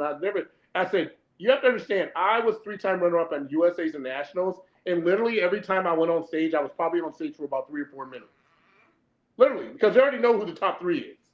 And so you're on stage for 3 or 4 minutes, and then all the other classes get to be on stage longer. I'm like, well, at least work me a little bit so I know I'm getting my monies out of the fucking shit. But they don't do that. You know what I'm saying? So I always tell people, and Nicole can say the same thing. What we do is the definition of insanity because we're not on stage for very long for all the hard work we put into it, for the residual not to be the residual, if that makes sense. Right. Well, and it's sorry, go ahead. Not to cut you off, but Usain Bolt, I think is what he said. He said he trained 4 years to run 7 seconds.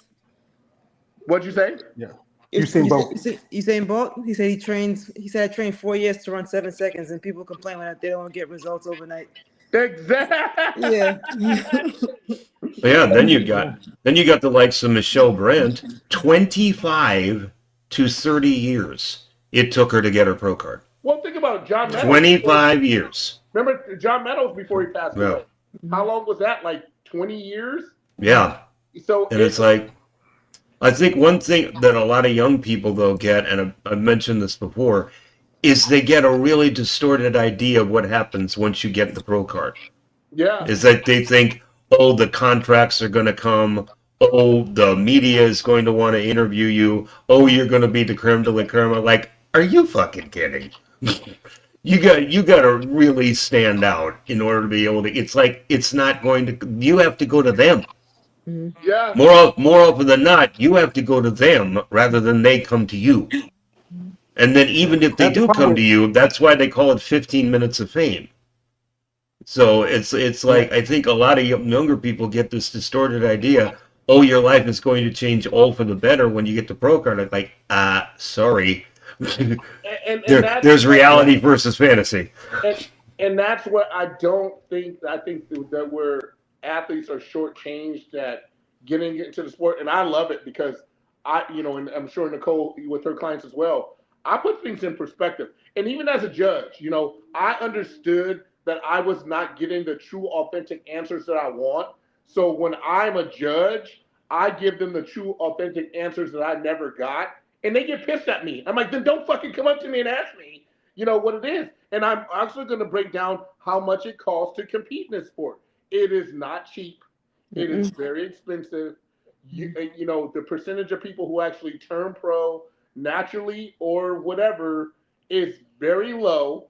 It's like any person who's a pro athlete in anything, the percentage of being a pro, whether it's bodybuilding, natural or unnatural, football, baseball, is a very small percentage of people. 3%, as Jack would say, 3%.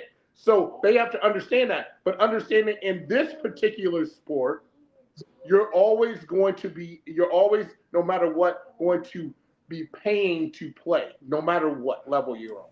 Right, exactly. Well, guys, I got to head out. It's a really good conversation.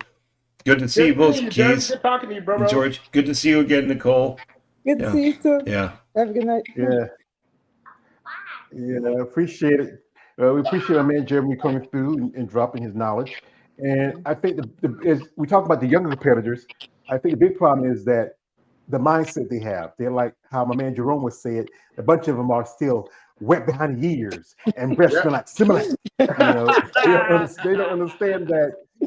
Jerome in the house. It fits. Jerome in the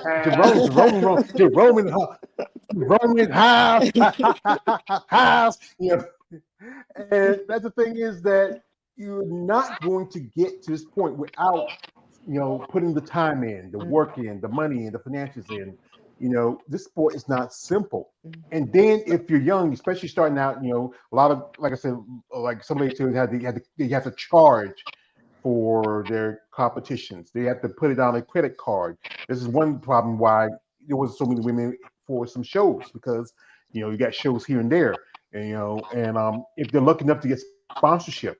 I talked to a lady, she did a show, and I said, hey, you did a great show, so he said, maybe we get you to come here over the States, because she lives overseas. He said, well, she does got a sponsor, but she's hoping she can find some more, because she would love to come here and compete in America. There's more shows, more opportunities for her here compared to where she lives at. I think counting the Imperial, maybe Muscle Fest, Portugal, that's in a couple of weeks. There's a show that Dennis James, he's he promotes, because it was in the UK, but now it's his show.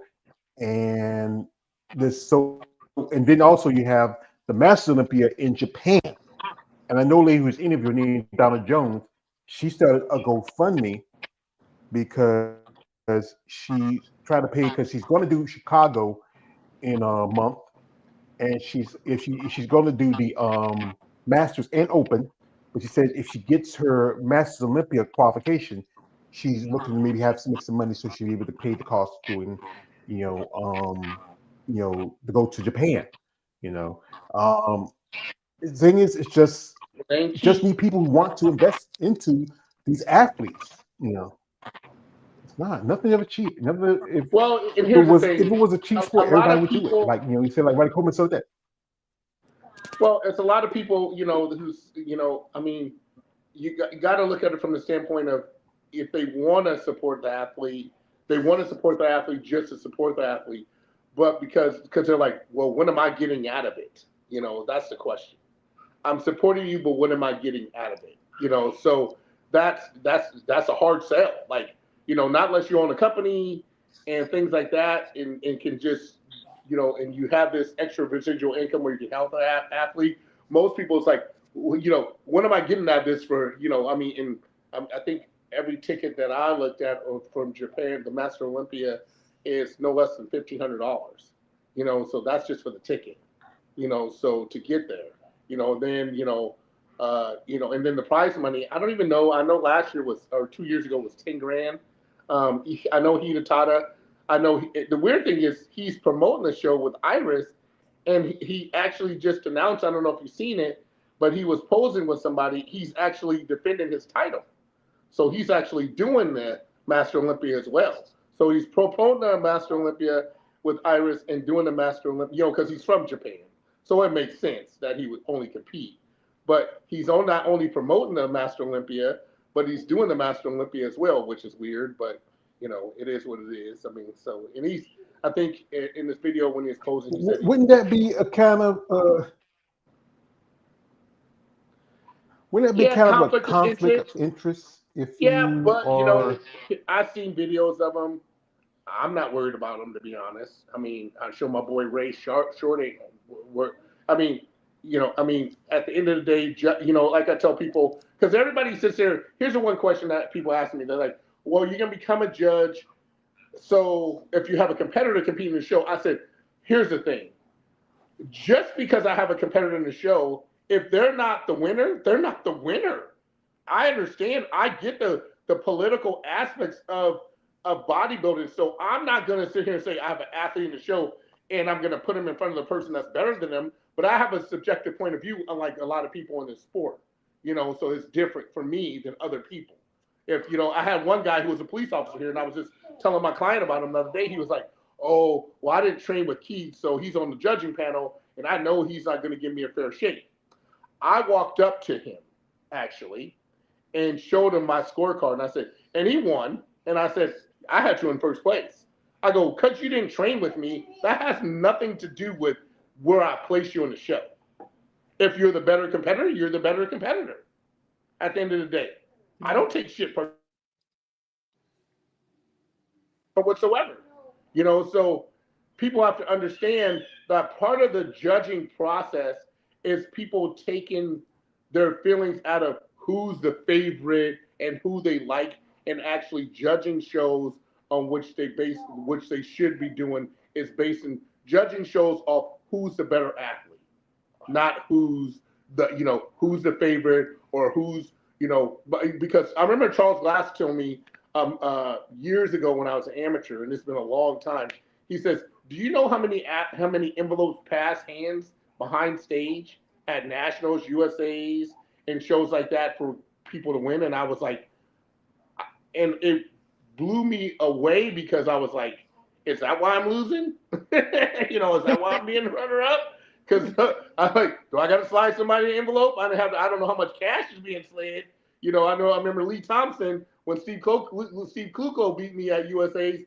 I knew I was losing because I remember I told you, George, I said he was sitting right next to Jim Mannion in the front row at Vegas at UNLV, and I walked out and I looked down and I'm like, "Fuck, I'm coming in second." I already knew. So there is a political side to this game. So that's that's the shitty thing when we talk about this is there's a political side to us that shouldn't be a political side to this that is costing people's placings and costing them a lot of money to chase after their dreams. And I think it should just be, rules are rules. And we've talked about this many a times where athletes just don't get a fair shake because the rules are so shady in such a great area that I'm, like I told Tina, she's like, "Well, you really want to start judging?" I'll go, "Yes, I really want to start judging because I think there needs to be a different perspective." And the guys that I'm judging with is Rob Catchings, Randy, guys that have all been pros at some point in time, which I like because they actually know what they're looking at. Ned, they actually know what they're looking at and what we want. And then I think those are the kind of judging panels you need versus like, what I said earlier, where Chad had a judging panel of a whole bunch of people on the judging panel. And what I found out from Jack was that as a judge, you need to have an NPC card to judge or IFBB card. And he had all his judges on his panel in Arkansas.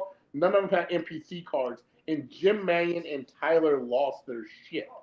So that's why part of the reason why Chad and Kim don't have any more shows because they weren't abiding by the rules. Because I told Jack, I said, the problem I had when I lived in Minnesota is you had a bunch of judges judging, but they never been to a national show. They never competed in a national show. So how do you know what it takes and how do you know what it looks like to get to nationals? Because they send these people to nationals and then they get smoked and then they come back like, what happened? Well, the judges didn't put the right person in the placings that they should be in to go to a national show to be competitive. And that's the problem. Keith, I have two questions for you. Yes. It's okay. Keith, can I ask you a couple questions? Yes. First question: Do you get paid to judge? Are you paid? Yes, you get paid to judge. I don't know how much Jack pays, but you get paid when I would. So they pay for your hotel, your travel, and then I know Chad and Chris was paying us like $250 to judge. Okay, that's one question. Second question. Remember, George, we had this discussion at one of your MuscleTalk Mondays. All right. So now, like the New York Pro Show and the Pittsburgh Show, those are like Olympia qualifiers. Yep. I personally, I don't think it's fair. All right. Let's say somebody like you said, if you place like first, second, or third in Olympia, you automatically requalify for Olympia again. So if you place, so it used to be a point system, but now the IFBB, you have to win the show now. Okay. So you can't so if I win the Master Olympia in Japan, it gives me a automatic bid to the Olympia because I'm the Olympia champion. I'm the Master Olympia champion. So only the first place in the Master Olympia gets a bid to the Olympia. Okay. Now, back in the day, they used to have it where it was a point system, and I can say this because my wife did 2 shows, and she missed out on Olympia by 1 point, and George can tell you, Teresa won, Boswell placed second, Tina needed 1 point to get to the Olympia, and because Teresa won and Boswell was second, and bumped Tina out of the Olympia by 1 point. But they don't have the point system anymore, so it's in shambles now, which it sucks because there's so many less women bodybuilders that certain categories like women's bodybuilding should have point system so they get more women into the shows. And from the perspective that what George was talking about before, and somebody said on one of the comments, is that these women are competing less because it costs a lot of money.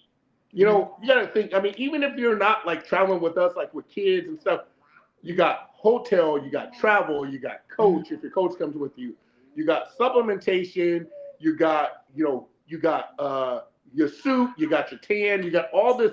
That's a lot of expenses for a woman. I mean, a lot. You know, Nicole, it's a lot for you guys. Yeah. I mean, I know if I was a woman, I wouldn't want to do this shit. You know, I mean, and my wife got a sponsor for her suits and stuff like that. But a lot of these expenditures nowadays, you know, when Wings of Strength brought women's bodybuilding back, it was different because women could afford, because Wings of Strength says, we're going to pay for 2 shows. So you can pick 2 shows you want to do. We'll pay for your travel, your food, and everything else.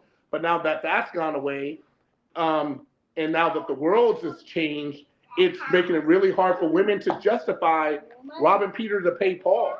When you're not, even if you place second, that means you got to go to another show and hope to win it in order to qualify for Olympia.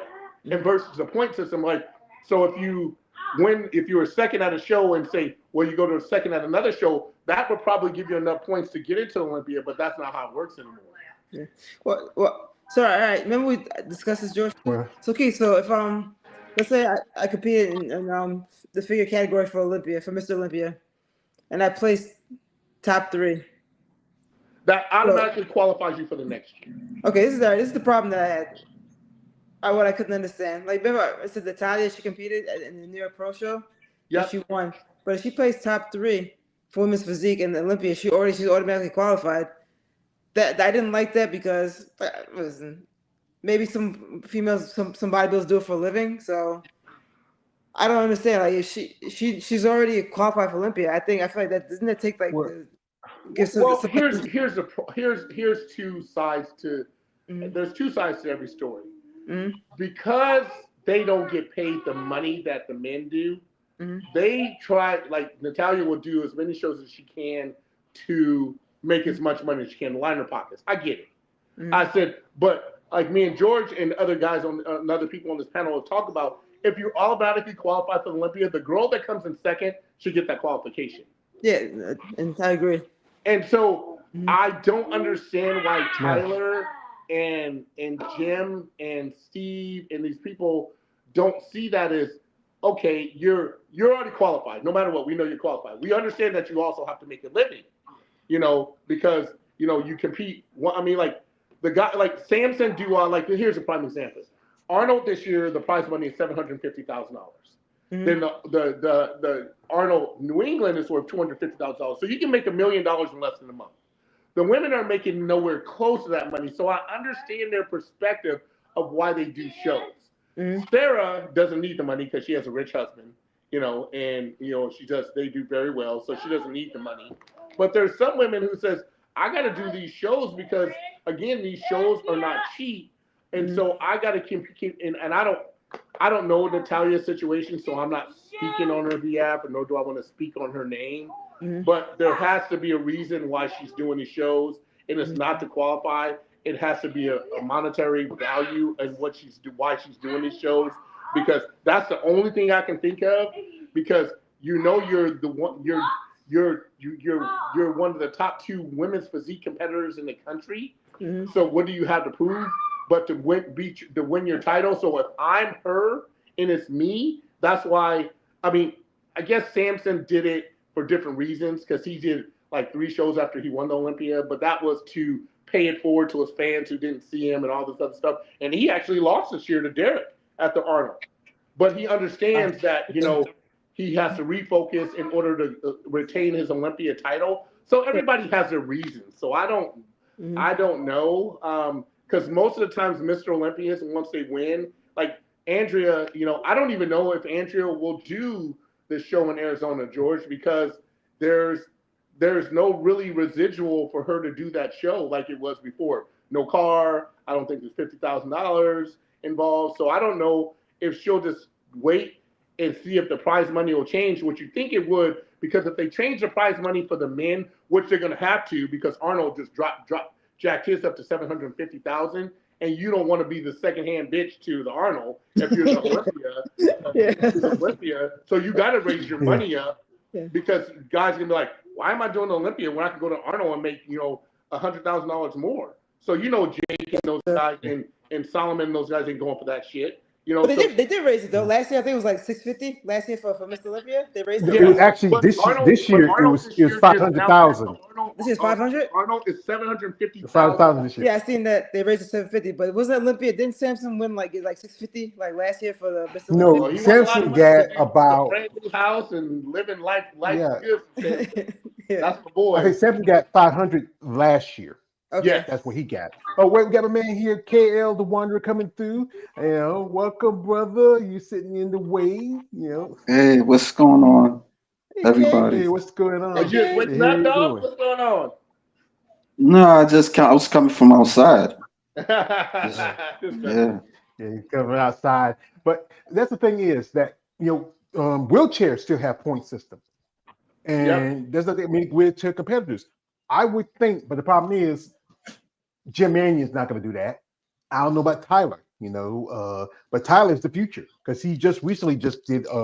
He was judging a show in Spain, the Imperio, and there's a little bit some stuff to come up, because this is another discussion we go back again about how women bodybuilding physique are starting to get to that they start looking alike. If you know who we'll talk about this for a bit. You know who Paula Ranta is. She's a young upcoming competitor. She's from Finland. She was originally figure. She even owned a pro card figure competitor, but back in 2024, she switched to women's physique. She did a couple of shows. This is a show she took second.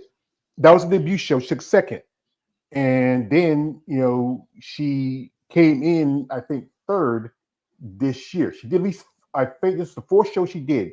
She did New York. She did Optima, and also she was at Omaha, and I think she took 4th in Omaha too.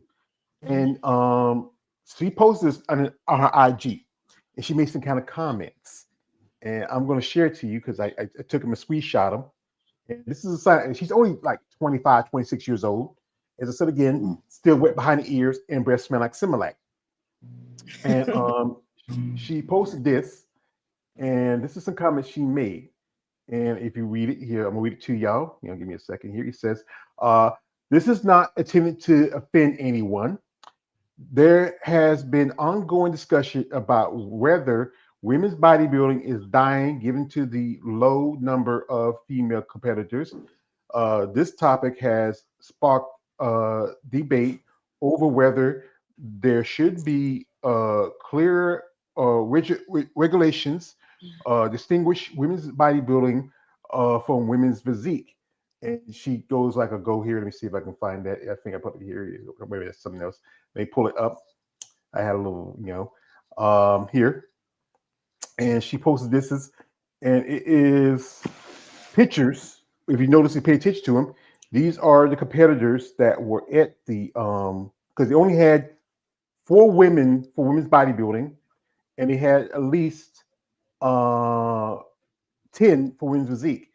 And she made a comment where she pointed the winner that is for women's bodybuilding. That's Martina, Lopez. My man KL interviewed her a while back, and right here we have Martina. There was another lady from Russia. She didn't have the picture, but she had these were the this is Martina was first.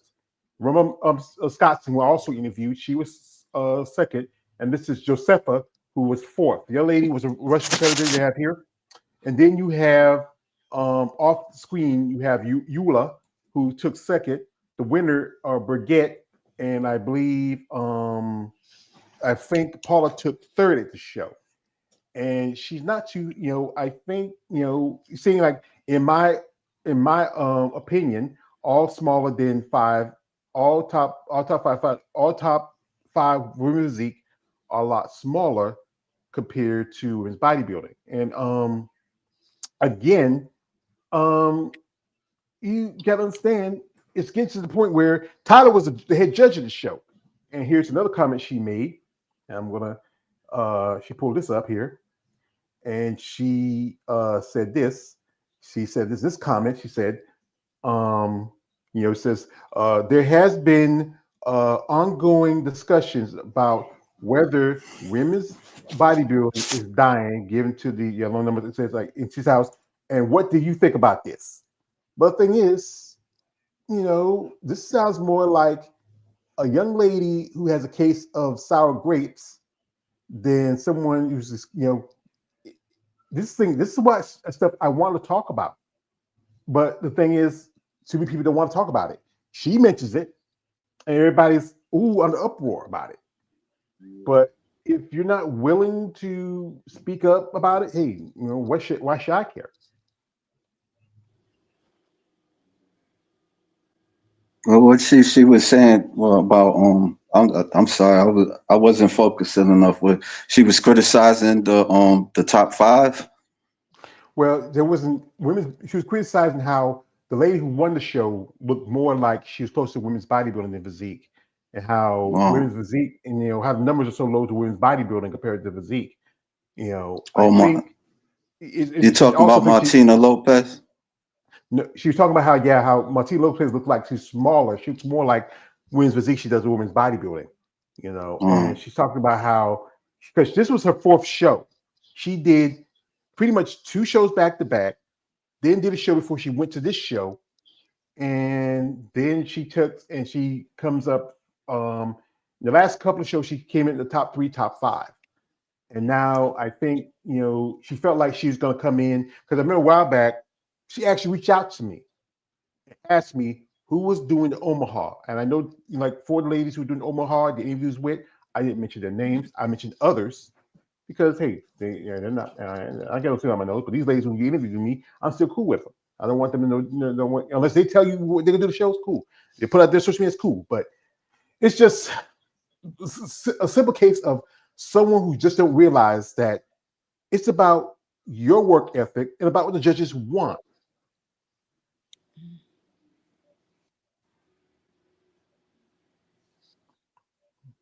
Anyway, my man Keith back here. So sorry, phone died. That's all right. Well, we're talking about Paula Ranta, how she's talking about how women's bodybuilding is getting low numbers, how she feels like the regulations between women's bodybuilding and physique are too close. I agree. Yeah, we've talked about this plenty of times, and I think I don't know the judges they push sides. We talked about the lady who competed at a figure show, and she also competed at the same show too. I'm gonna pull up. This is her name is Gabrielle, and I remember she did a post interview with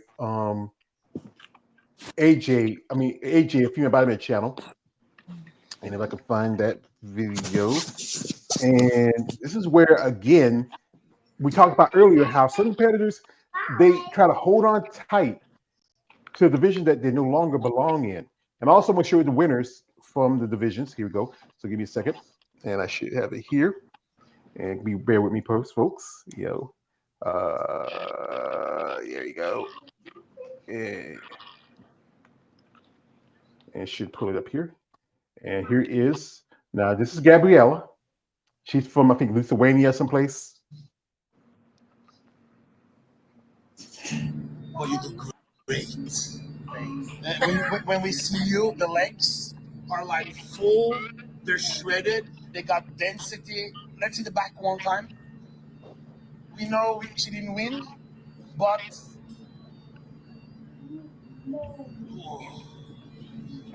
one day I will get my dream that you're going to win this bodybuilding. One day. One day. Now, this lady, she's done a couple of shows here in the States. She did New York, Pittsburgh. And I'm telling you guys, she needs to go ahead and move up. This is not figure. This is physique. Maybe even women's bodybuilding, maybe back in the day. I mean, it's crazy. And here we go is the winner of women's bodybuilding. That is Martina Lopez. Martina Lopez, she's going to the O. Congratulations. Woo. How do you feel? Amazing. Incredible.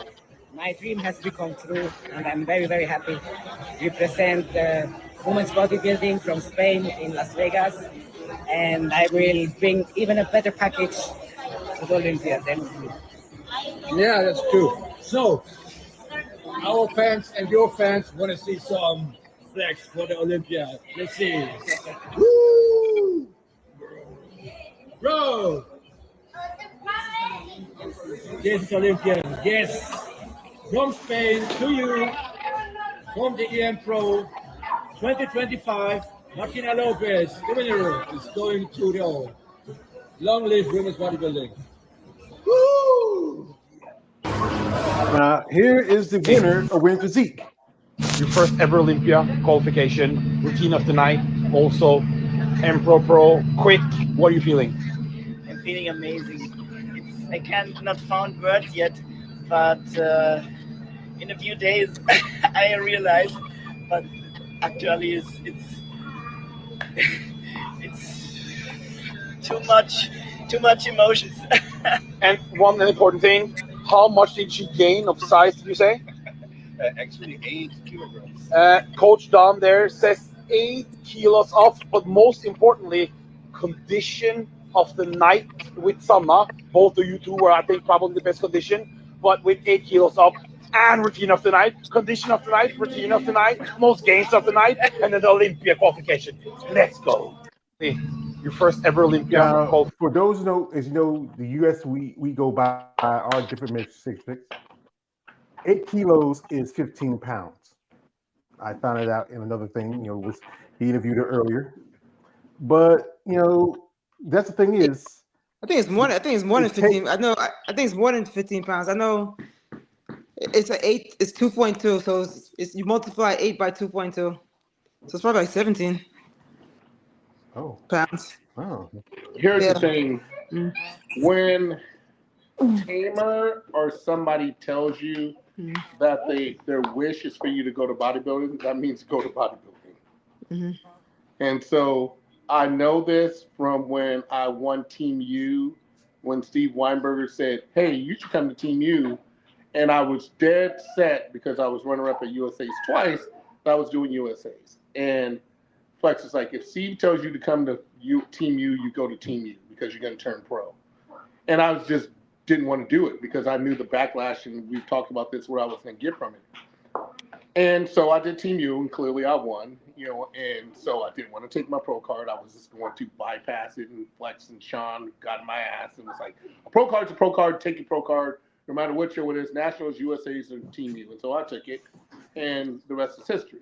So by him telling her that, maybe should go to bodybuilding.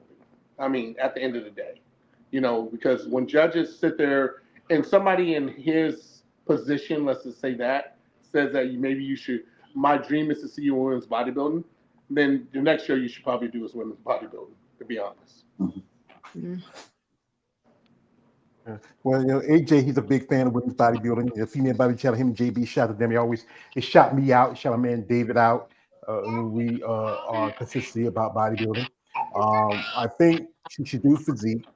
I mean, Baguette, she could probably do it because she looks very impressive. I even reached out to her. She said her English is not that good to do interviews, but it's decent enough. You can try to work with it. It's hard with the ones who don't know how to speak English. Period. But that's the The thing gray about this area. sport. That's what we always talking about. The gray area. Yeah, and the cost of it, because overseas the dollar is different from the pound or the euro. I think the pound's more than the dollar. I know somebody told me that she get suits from out of the country because it'd be cheaper for her to get out of the country to try to buy here in the States. But that's the thing about bodybuilding. Is there any ideas of hacks? Like if you were somebody who decided to want to be a bodybuilder, for you, Nicole, what would you tell somebody, especially when they start getting into the sport, who want to be serious as a competitor? What would you tell them?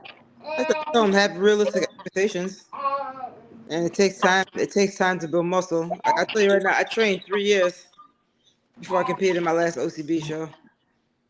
3 years, because I looked. Because what I would always do, I would always look at shows. I'd look at shows, and I always look at the person that. Not to negate the other competitors, but I always look at the person that won.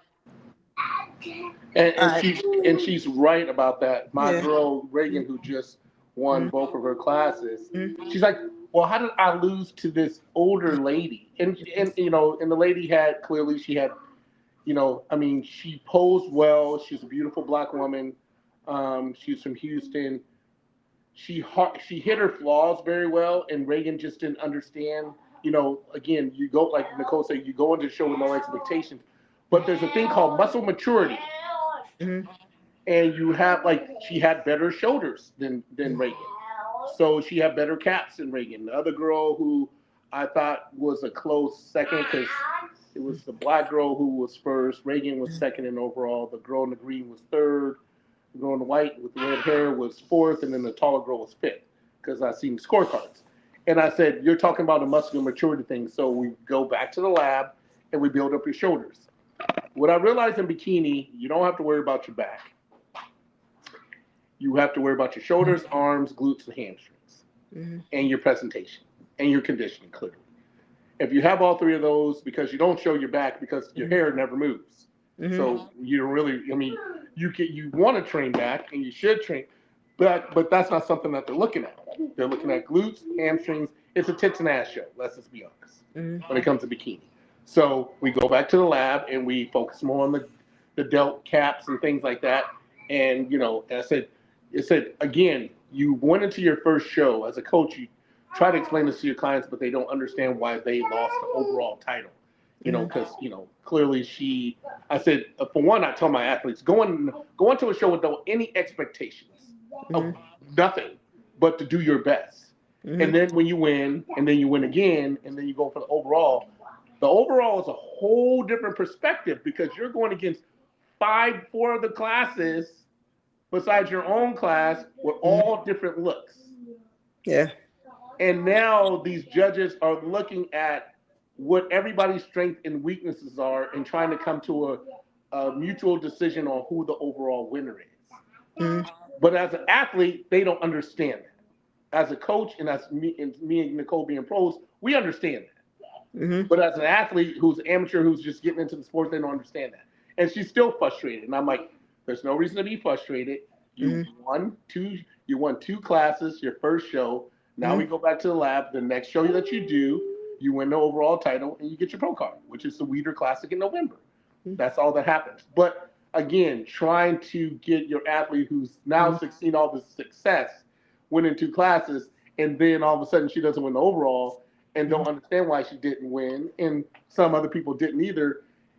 It doesn't matter, and that's what people understand. And Nicole said it right. 3 years, you study, you look at what it takes. And it's amazing to me. I told somebody, I was laughing about this, all these women with no asses backstage, and Nicole knows what I'm talking about, and they're sitting there doing all these butt exercises before they go on stage to go, in the next 20 to 30 minutes, that shit ain't gonna change. Yeah. So makes no difference. That should have been done months ago. It should have been done months ago. It ain't gonna change, so it is what it is at this point in time. And I told people, I said, as a judge, when I stand there, And as a coach, when you turn around and your shit moves, that's not good. No, it should not. It should not move. So I told Reagan, I said, when you turn, all the girls turn, and your ass stayed in one place. Everybody else ass jiggle. But there's a way you train in order for that not to happen. And so people don't understand, I do speed and plyometric training with my athletes. So she has to run on the treadmill, sprint. She has to do the half an hour plyometrics, glute, hamstrings, quads, shoulders, the whole thing. And people, so somebody said something to Tina like, oh, you're training with that big girl? I go, because I train a bikini competitor, because I'm a big bodybuilding guy, muscle is muscle. Training is training. Mm-hmm. I don't train my bikinis any different than I train myself. Because at the end of the day, it's conditioning. Mm-hmm. It's a total package as a coach, as a judge, and a competitor that I'm looking for out of myself and out of my competitors. And that's what I know my brother's a reasonable coach because he's not going to try to beat you over the head with his prices because that's what it is. I'm an asshole, though. I'm an asshole. I'll tell you, I'm an asshole. Because I know, lady Stephanie was hoping she was going to be out here, but I know she said she's doing some training that she coaches herself, and I think that's a lot harder than. Well, I call it self-sabotage because we have Melanie, of course, because I want a subjective point of view. I don't want to dictate my fate because I can look in the mirror and say, like Melanie, I sent Melanie pictures today of myself. And I sent to you today, George, because you always give me shit. So, but I sent them to Melanie, and Melanie's like, you're ready. You are way ready for the Chicago Pro. I don't think so, but my coach does. So that gives me a perspective. Like, I know my expectations of myself, and I know my expectations of my coach, and I know she's a hard ass on me. So when she says I'm ready, that means I need to just keep grinding even harder. But again, I need a subject, and that's what athletes don't understand. You need a subjective point of view of that, and somebody that you trust and that that's going to be hard on you and give you the truth versus, oh, you look great, and then you get on stage, you get smoked, and then you wonder why. Well, what happened?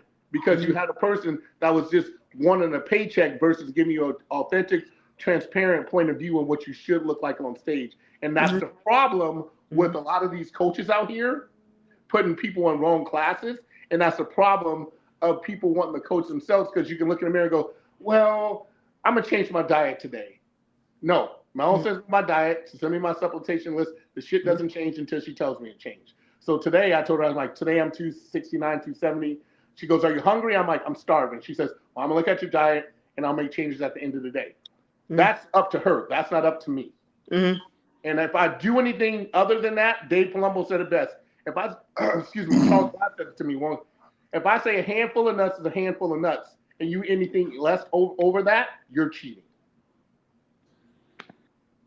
And so if he says a handful of nuts, that's what I have. If I anything over that, then I'm not following my coach. And I got to be able to look, and Nicole has to be able to look herself in the mirror at the end of the day and says, did I do everything in my power and what my coaches said to do to be the best on this day? If I did all that, no matter what the outcome of the show is, I know I did what I was supposed to do. That's right. And I let coaches go because they fucked up. Two premier coaches because they effed up. And it just wasn't because at me and Nicole's level, we're pros now. This is a business decision. Nothing personal. I'm trying to make a living.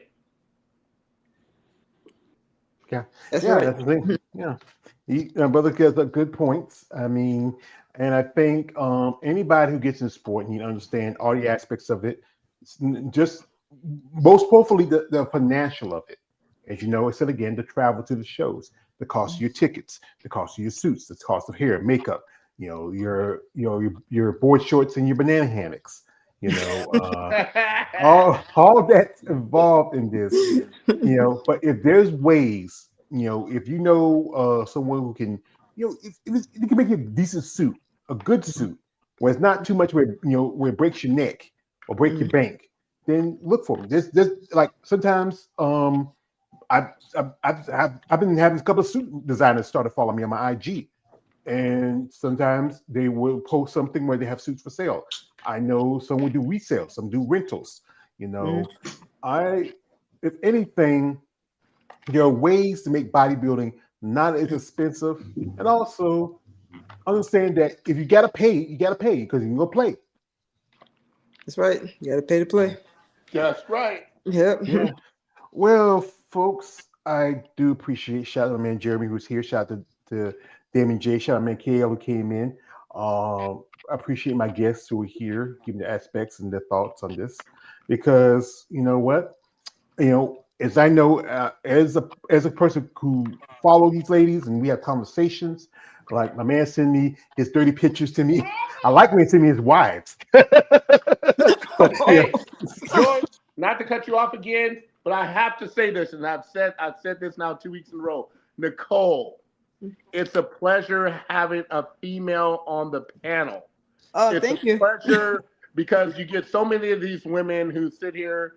And I'm in 4 weeks out from Chicago Pro, and if I can sit my black ass on this channel for 2 hours and 7 minutes and 24 seconds, you can too. Because it's not about me, it's about you guys. And so it's always a pleasure having a female on George's panel who gives a hell of a lot of respect and props to you women. So thank you for coming on his show. Thank you. But also about you too, brother, because you're the one who gives us knowledge. I know most of the guys come here, they like to see the ladies, but we appreciate when we can get a point of view from an IFB pro like yourself, who's been in the sport for a long time. I do appreciate that, and I do appreciate you, Nicole. I know I reach out to Nicole. She loves doing this because now she's promoted by Elite Muscles. Congratulations! Congratulations! Yeah. Hello. And that helps. Yeah. Oh. Hello. Okay. Yeah. You must be sleeping. Yeah. Sleep on the stove? What's going on? No. Yeah. I just no. Yeah. Well, we're on live the last night. We were talking about Wonder Woman, but that was fun. But yeah, I will say like this: anybody who gets into bodybuilding, do your research. I used to remember when I worked at the club, the girls would tell girls who come in the club, come in once a week, see if you like. Hey guys, I gotta sign out because I gotta go to softball practice, but I'll talk to you guys soon. All right, see you later. Bye, Keith. All right, KL, you have a good day. All right. Thanks, bro. Appreciate All right, it. have a good Peace, softball man. practice. All right, peace. So anyway, they tell the girls if you go to dance here in the club, come check it out. See if you're gonna like it. See, you're gonna get used to it. Sometimes it's not best to jump into it because you may not be comfortable. Sometimes we had girls did it, and then they just walked out because they weren't comfortable with it. When you do something like this, especially stripping, check it out. Pay attention to the crowd. Pay attention to the dancers. Talk to the ones who are in the know. I used to tell girls, hey, come like maybe on the slower days and then check out the busier days, how it looks. And if you want to do this, cool. If not, it's not for you. Some girls did pretty good. Others, they just wasn't ready for it because it was so much. That's true. Yeah. That's So why that's the reason why I see it's a beautiful thing. Now you could look at these shows on YouTube and just see what these like. I look at the strongest competitors. Like I always look at now I'm looking at who's the number one figure competitor in any show. How does she look in the pro show? Like you said, I'm starting from the bottom again. I'm starting all over again. But I want to make sure when I step on stage, I bring the best package I can be, and I don't make it easy for them to win. You Like I don't know what's happening, but I'm not making it easy. You go in with a fight. You want to, like sometimes a fight that, hey, you know what? I might lose the fight, but you look like you may not have won the fight. That's what you want to win, like that mentality. I understand that. So, folks, I appreciate my guests that were here. Shout out to my man Damien J, who's in the comment section. Shout out to my man Kara, who wasn't coming, just not in here with us. Shout out to my man Jeremy Remo, aka Physique Fan 1 aka my man Art Muscle. Shout out to my big brother, Mr. Big Keith Williams. He's going to be 4 weeks away from Chicago Pro. I wish I could go, but he told me I got to fly there. I'm like Mr. T. I'm not ready to fly to play, fool. I'm not ready. But maybe I want to go because I want to go to that show because I have a friend of mine lives in Chicago. They're like, yo, come to Chicago. I want to go to that show. Yeah, now I really want to go because he's competing. Yeah, So, I would. like I said, I would love to go. Like I said, and I know what I'm doing right now. I'm trying to save for a car. And I was saying get my car. The guy, I gave up on him. I said I'm done with it. I mean, I call you, I tell you, and talk to you. But you know what? I'm not wasting my time. It's not really my car. Still, it's my sister's. It's my sister's name. She just let me have it because she got a car. But I don't care anymore. But I will hope maybe someday in the future I do get to go to a show. I know some ladies who tell me, hey, they wouldn't mind seeing me there. Just say, I mean, I actually say, you ever come to shows? Well, if I said if my financial situation gets better, I would love to. As you know, right here, if you look in my taper, I have my PayPal, I have a GoFundMe where I want to maybe try to help do shows if you help me out, and also I got my Cash App. So hey guys, you follow me, you like my content. I'm just a few subscribers away. Excuse me, from 3,000. I mean, yeah, I've been doing this for a while. I don't do like some people do. They do the YouTube thing where you have to pay in. I can't afford to do it. I can't.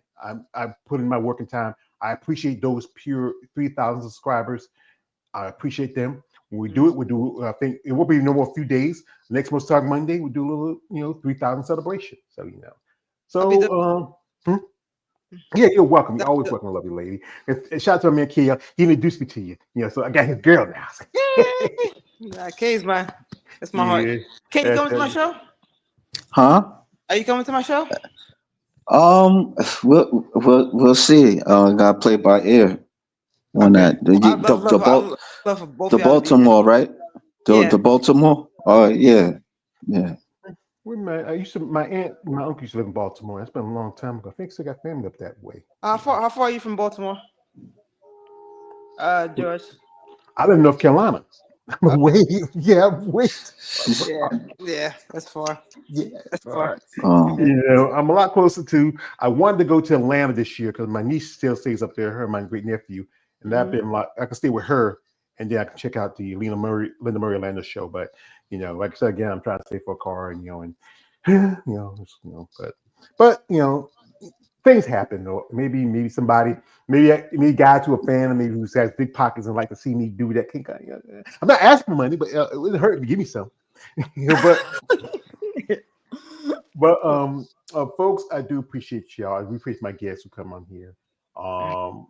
Again, shout out to my man Big Keith. Brother, I do appreciate your support. Can't wait to see how you do in Chicago. If anything, brother, you put in time and work, you deserve it. So, folks, you watch, the pay-per-view. I would do a video on it, and I might, like I said, I'm trying to save a car. If it's not too expensive, I might watch the pay-per-view. I don't usually watch the guys. That's not my thing, man. It may not be the 80s, but I'm down with the ladies. But I will, because I did it for him when he was at Legion last year. But I appreciate my guests. Thank you for coming by. I hope y'all enjoy the rest of your week, and see y'all around later. Okay. All right. Bye, Nicole. Bye, George. Okay. Bye, here. All right. So, folks, this is your man, always George Page, aka the Emperor of Female Body Talk. Don't like, subscribe. I'm out. Good afternoon, good night, and good luck, and God bless.